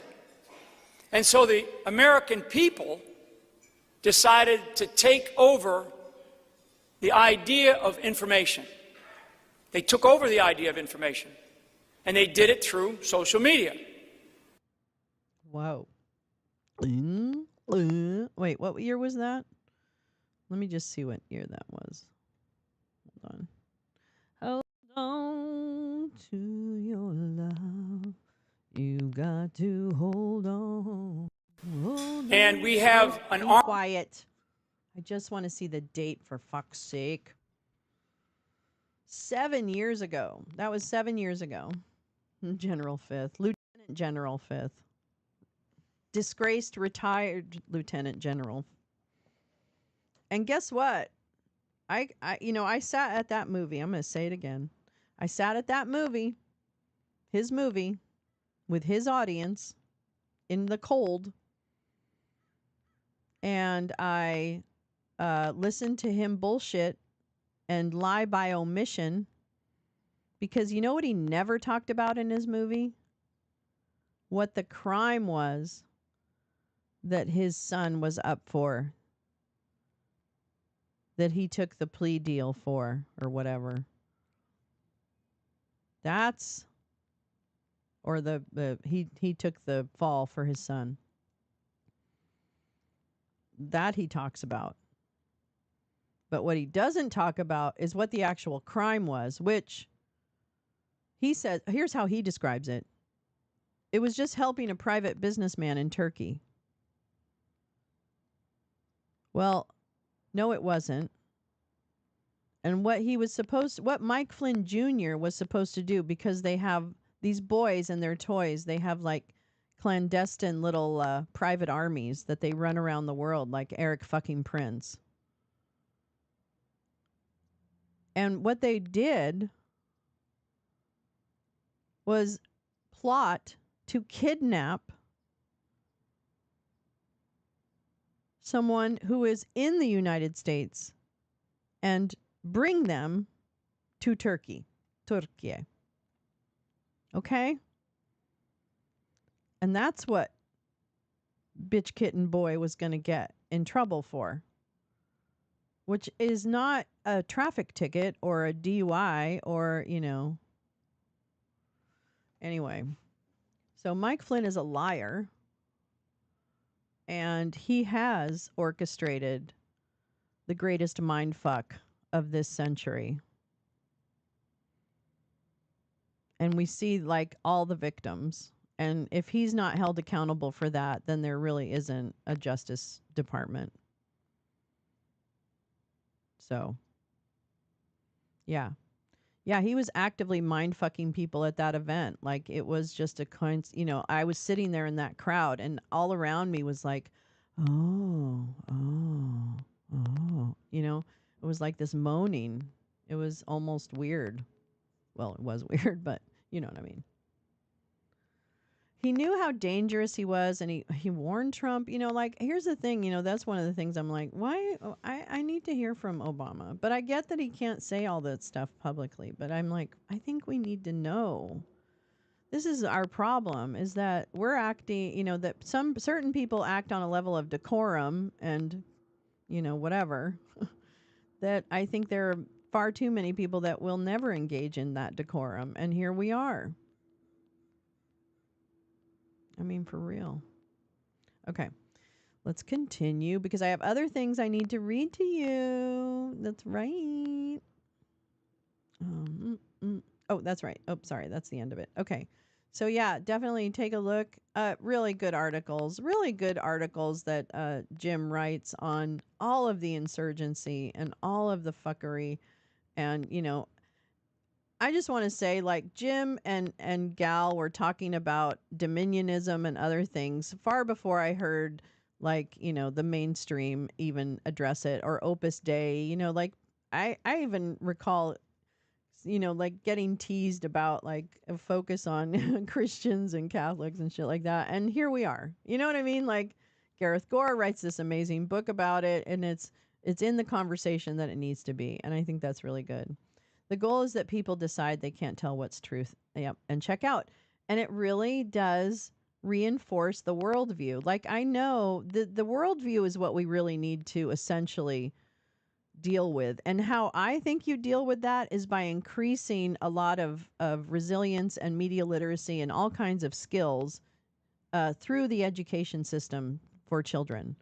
That there is a whole child approach to education that actually helps equip them with the tools that they need in order to be informed voters, like good parents, like thoughtful people, I don't know, like worldly aware of, the fact that United States is just one player in the big game, and that we have been on the good side and on the not so good side, and that's something that as a healthy country we can acknowledge. So I do hope that Mike Flynn in particular gets the justice that he is well overdue, because he is a danger to our country. Because Gal says, because I was researching Putin's invasion and the Operation Z, that's right, that was printed on tanks, it led me to a pastor in Texas who created Operation Z. I remember this for dispensationalism. Still, no one has picked it up. I remember. Max, hypernormalization. Good doc, if a little all over the place, covered Putin's strategy with this. Interesting. The other one is um da, da, da, da, da.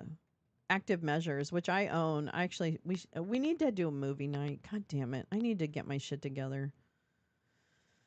Okay, I want to see this. I love going in the Wayback Machine with Gal. I do. I really do. Ah. Okay. Where's this? See, this is also never in the right size. Oh, fuck it. Okay. Well, no, I can't. I can't do that. Okay, great. That's what I wanted. That's what I wanted. Thank you very much. Okay, this is this is in the Wayback Machine, March 9th, 2022. It's by Adam Curtis, so it's kind of all, I have to see that. Hypernormalization. I want to see that.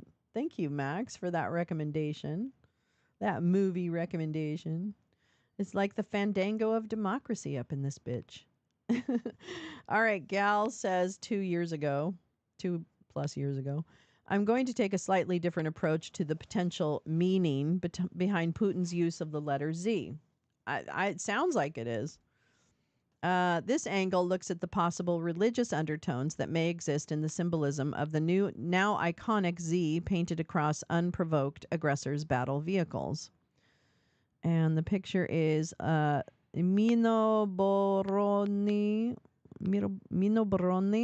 Rasi. Oh, is that like modern Russia? I don't even know what that means. So it's Z, demilitarization. Yes. And then, denazification. Oh my God, the Z. Okay, I get it. It's so small. Damn it. This is like so hard to make big. I don't like this. All right.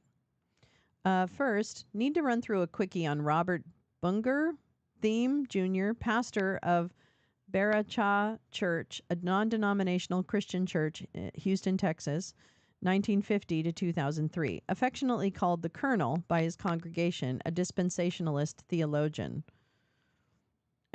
I cannot read all of that. Let's see. Let me just read the first paragraph. The Thiem's ministry was primarily for believers in Jesus Christ who attended regularly since classes. Okay. All right, Mama. Since classes typically involved verse-by-verse analysis building upon previous lessons. Thiem would continue with the current series through Sundays and holidays, excepting New Year's Eve, when he held a military communion service and gave a special message related to the upcoming year. The objective of his ministry was to lead positive believers to spiritual maturity. He had little interest in believers who were inconsistent or attended for some other reason than the teaching. That sounds a little too innocuous. Let me see. Okay. Military. 1988 presidential election. In the 1988 presidential election, vice presidential candidate Dan Quayle, though a practicing Presbyterian, was reported to have listened to Thiem's tapes with his father-in-law. I think I remember that. The Associated Press wrote that Thiem was a fundamentalist preacher who routinely attacks unions, feminists, and homosexuals, who is known for his unorthodox biblical interpretations and his attack on liberals, welfare recipients, and others.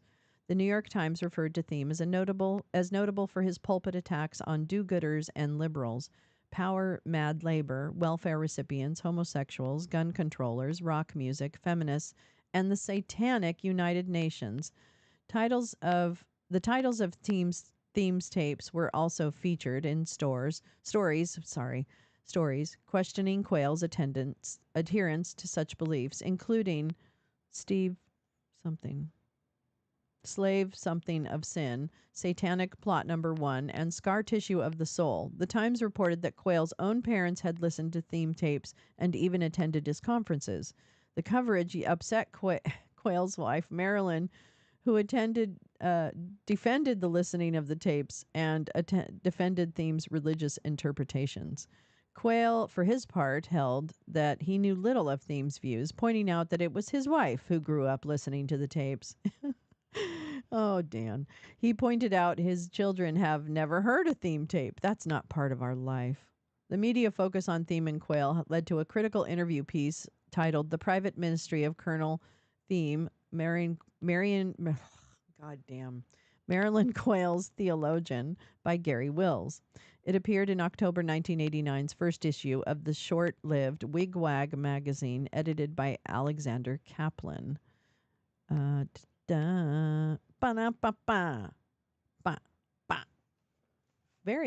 they're all coming out of the woodwork. All of them. All of them. Thiem attended a Dallas Theological Seminary and was influenced by its founder, Dr. Lewis Sperry Chafer, a dispensationalist, non-denominational Christian who believed in biblical inerrancy. Thiem also likened Christian spiritual life to military service, right? Using military metaphors. Dispensationalism is an evangelical theological system that addresses issues concerning the biblical covenants, Israel, the church, and end times. It argues for a literal interpretation of Old Testament prophecies involving ethnic national Israel. Dispensationalism is linked with teachings of the Anglo-Irish theologian and Plymouth Brethren minister John Nelson Darby, 1800 to 1882. Darby believed that Israel would experience earthly blessings in a future dispensation that were different from what the church would experience. Oh, this is interesting. Darby advocated for a strong distinction between Israel and the church. Darby also popularized the idea that the church would be raptured or snatched to heaven just prior to the 17th week of Daniel. I just want to read this. This is futurism. Dispensationalism is strongly connected to futurism. Futurism is the view that major portions of Bible prophecy await future fulfillment from our current standpoint in history. This includes Daniel 9, 27. Much of the Oliver Discourse, Matthew, Mark, and Luke quoted there, and Revelations. Particularly significant to dispensationalism is the belief that the 17th week of Daniel 9:27 will occur in the future. This allegedly involves a coming 7-year period that includes the activity of an antichrist figure who does an abomination event in the Jewish temple. Dispensationalists believe that several events described in Jesus' the Olivet Discourse. I'm so sorry. I need to just wear my glasses all the time. Sorry. The 17th. Well, there's that number again. Dispensationalists believe that several events described in Jesus' Olivet Discourse and Revelation 6:19 correspond to the events explained in Daniel 9:27.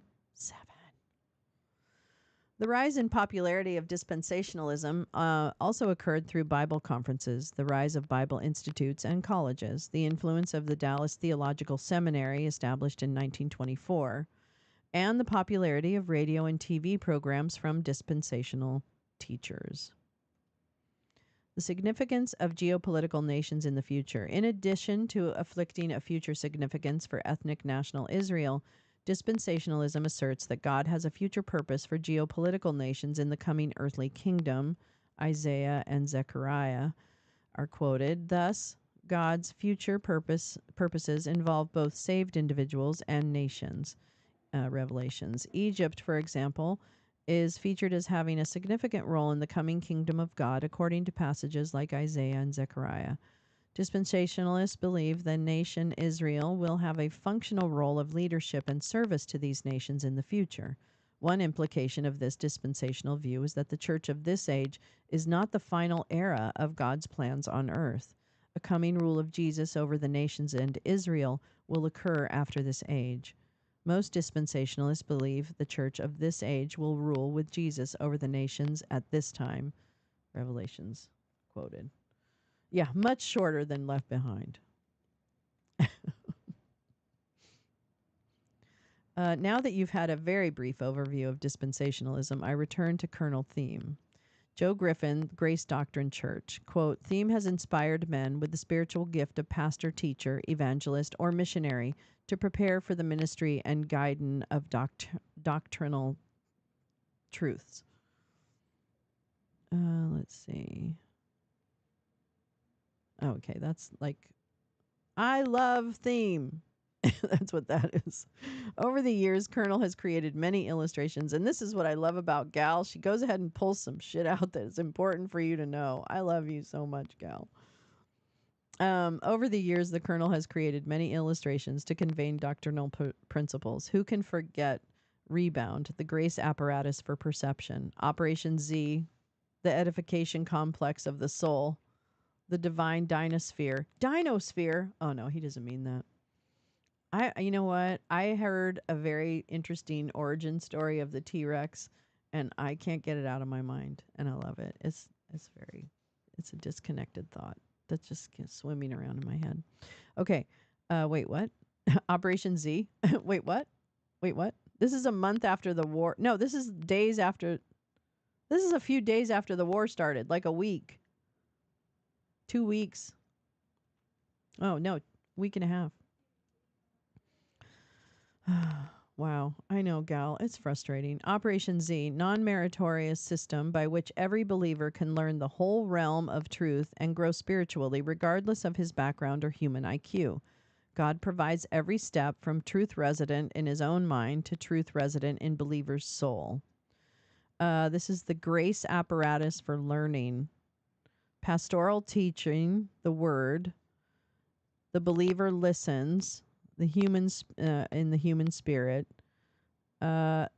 gains knowledge, and then I think heart. Then it goes to heart. What it comes part of you, right? Is that really? I found several examples of these diagrams that from reading and learning about dispensational theology, and this is from Theme's work. That's from his work.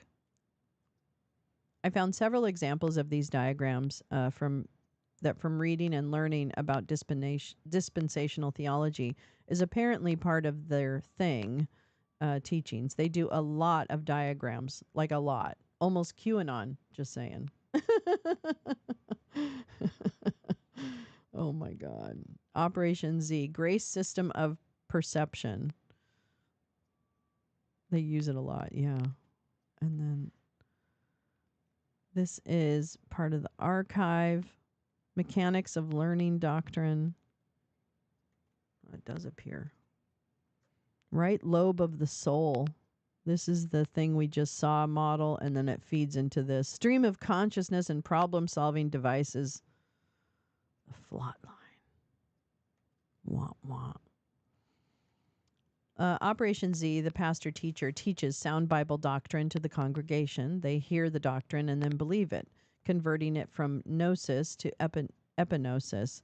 This conversion makes the doctrine in the believer's soul usable, actionable. Don't compare Tom Fitton to a T-Rex. Come on, GP.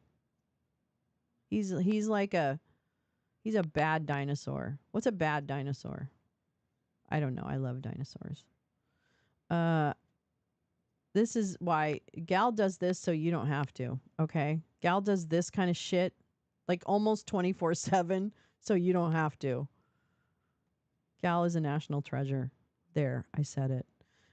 Theological terms from the doctrine of gap. What's gap? Grace. Oh, that's right. Grace apparatus for perception. The theological reversionism. God, I'm stupid. Not really. I'm not stupid. The life of the believer who is retrogressing spiritually. That is, his rate of forgetting is exceeding his rate of learning. He rejects various... Oh, they have a matrix. He rejects various concepts of Bible doctrine, or he rejects Bible doctrine altogether, and therefore begins to think like an influencer. Just as spiritual growth is a process, reversionism is also a process. Spiritual growth is advancing in the spiritual life. Reversionism is retrogressing in the spiritual life. Oh, man, that's bad. Sin nature. Sin nature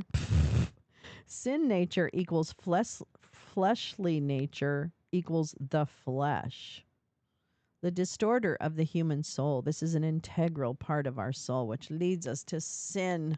I'm not going to read any more of this, or everyone's going to be like, okay. This is the grace system, which RB Theme Jr. called the grace apparatus for perception, the gap. Mind the gap. And later, he used the term Operation Z to describe the basic mechanics of the grace apparatus for perception. I don't know if that's probably not readable for me. This dissertation is particularly long and detailed, but overall the take from it is that Theme was a militaristic pastor, authoritarian by nature, who created a lot of division and demanded loyalty from his flock. Who's that sound like? A critical examination of the teachings by Robert Theme Jr. on the Christian life. Here's the link to the dissertation if anyone's interested. Let me just see what this says. Man-centered followers. Although Theme teaches against focusing attention on himself, the LFCA Commission concluded that many followers have become spiritually dependent and psychologically bound to him. Oh, dear. The discerner describes his followers as basically loyal to their mentor. 2009, shooter read sexist Christian author's book before female aerobics class massacre.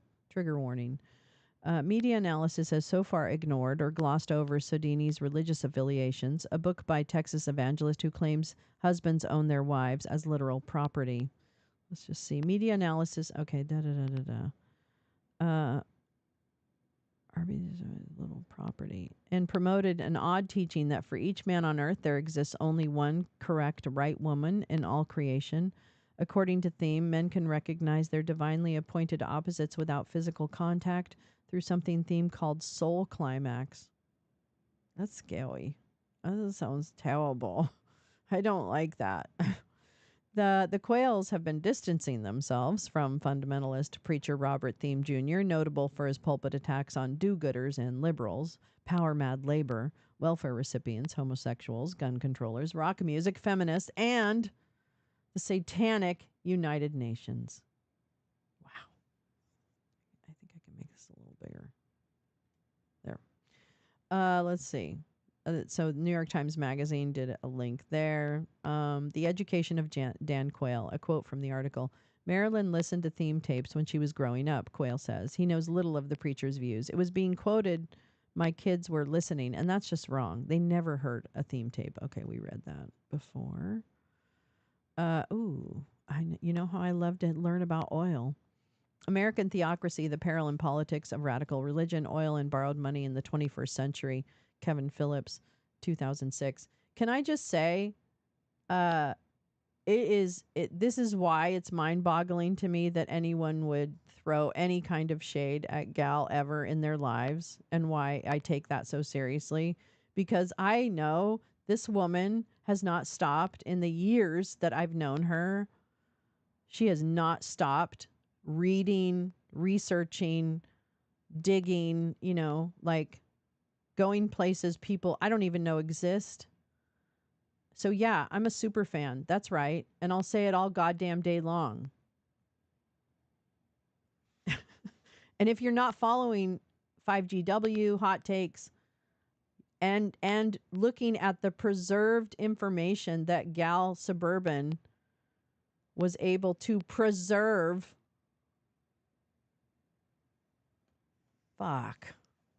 for nothing but grief. No, not really. Not just grief. We laugh a lot. So there's that. Okay. But yeah, I'm gonna she is a fucking superhero, and people need to know that, and they need to fucking appreciate it. Onward, Christian soldiers, marching off to war. She should be. I want Gal to be on MSNBC as an analyst for the OSINT community, right? Or I want more. Well, what I really want is more OSINT people who are good and have proven themselves over time. I want all of those people to connect to journalism. I want there to be a greater connection between journalism and OSINT because, and I'm sure there is in some cases, but I want more. I want more.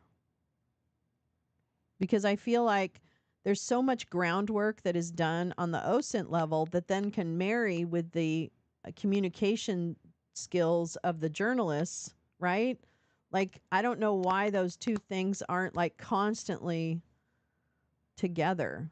And, you know, you can vet OSINT people, like, you can look at their track record of information.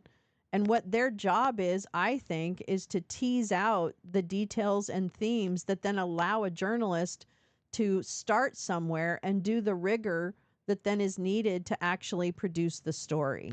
You see what I'm saying? Like, and maybe I'm dumb, but I don't see that happening on a super regular basis, or it might be happening behind the scenes and I have no idea. But I think that this seems foolish to me. But I am naive.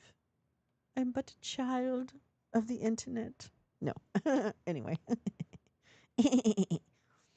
Let's see. I want to pull out this. Oh, more often a cloud of onward oil producers.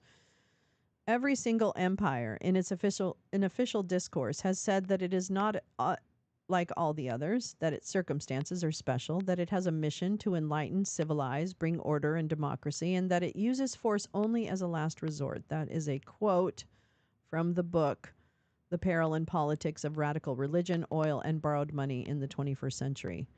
I want to read that. God, I have so many books I want to read. Meh.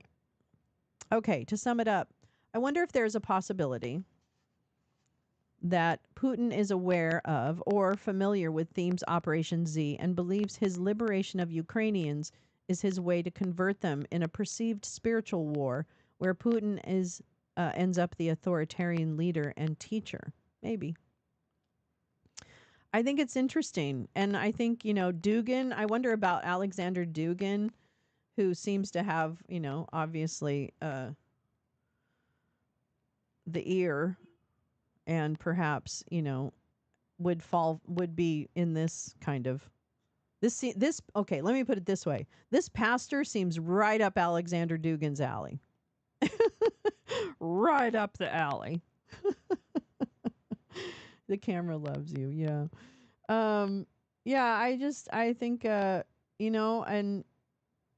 I would like to see more of this. More of this, because when you have, there's just stuff that that many people are just never going to have the access to read or take time or want to, or, or see things over time. But yeah, there's people, I think the OSINT community is really a very valuable tool to expedite some of the ground research that needs to happen. And then journalists take it the rest of the way. I don't know. Just seems... If I had a hammer, I'd hammer in the morning, I'd hammer in the evening, all over this land. Ooh, ooh, oh, love between the brothers and the sisters, all over this land. Well, I think I'm going to actually take a little break. I might, I don't know what's going to happen. I'm not going to make any promises, but I could see myself getting bored sometime late this afternoon and wondering, hey, I wonder if anyone's around. So don't be surprised. But also, I don't want to write a check my butt can't cash. But thanks, Gal, for sharing all of that information. There are no real online hearings or other things that we were interested in. Bummer. Happening today. Looked like Michigan was dealing with some other felonies not related to election fraud. And I think our DC hearing is on hold until they come back in November, which I will find out when that's going to happen, and we'll pick them up again because that's important shit, and I'm not going to apologize. Well, I will apologize, but I'm not apologizing right now. Anyway, let's see.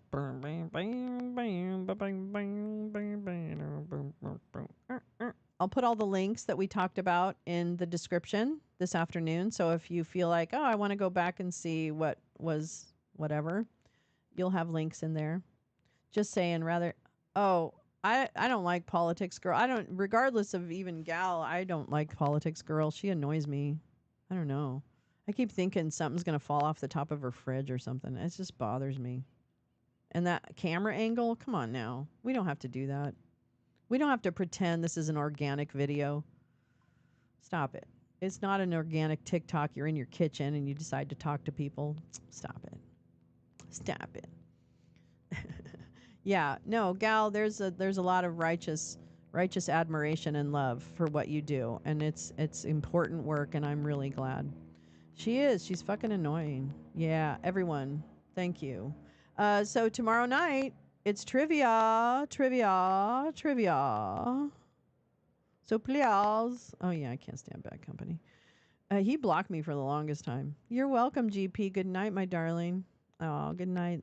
Lemons and cinnamon. Yes, tomorrow, as always, in the beautiful memory and honor of our dear friend who passed not long ago. Don't go to the show by. So we'll have her trophy up as the icon. That's a permanent fixture. But please join us for Spaced Out Trivia tomorrow night. And whatever fuckery we get up to. I really would appreciate it. Maybe I'll play the tape of my open mic from Wednesday. I might play that tape for you, even though I need to lose some weight, and that's my takeaway.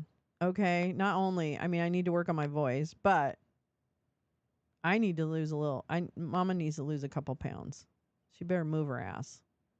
Anyway, have the best Friday. If I don't see you, but I hope I do see you today, tonight. But definitely, I hope I see you tomorrow night and all through the week. So this is Lolo signing off from the Wake and Bake. Make sure you register. Check your registration because it's almost too late. And we got to vote. We got to do our part, and then we got to support people who are doing their part to keep the election interference love your body today. Yes. Give yourself, fucking forgive yourself for something today. Why not? How about that? I'm going to work on that too. Oh yeah, I've got my ballot.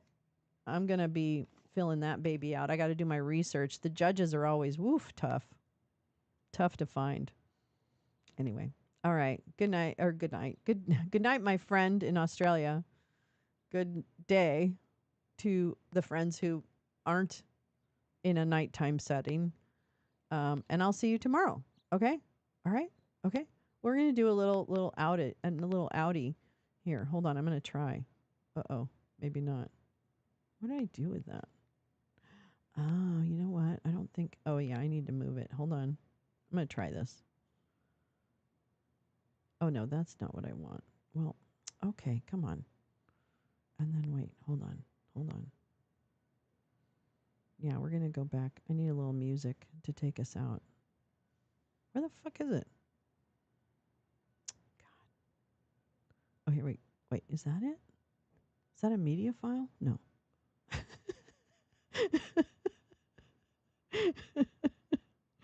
Welcome to the show. Here we go. That might not be it, but okay, it doesn't really matter. Nothing really matters. Get up there. Oh my God. Why are you doing this? Hold on. Oh, there we go. Come on, kitty. Oh, I know. No kitty cam today. There was no kitties. Trust me, I would have put it up there if there was supposed to be kitties. Damn you to hell. I just watched that movie, right? What is it? No, it wasn't Damn You to Hell. It was, I can't find this now. God damn it. I suck. Do. I love Yaz too. Everyone's leaving. That's fine. I don't mind. Wait, come on. I gotta get this I just figured out how to layer everything. I didn't even know that was a thing, for crying out loud. Okay, I don't know why it's doing that. Okay, I'm just gonna. Okay, it's not gonna do it. It's fine. You know what? I love you guys. I'll talk to you later, and definitely, I hope I see you tomorrow. Come on now, come to the lounge, relax, laugh, take a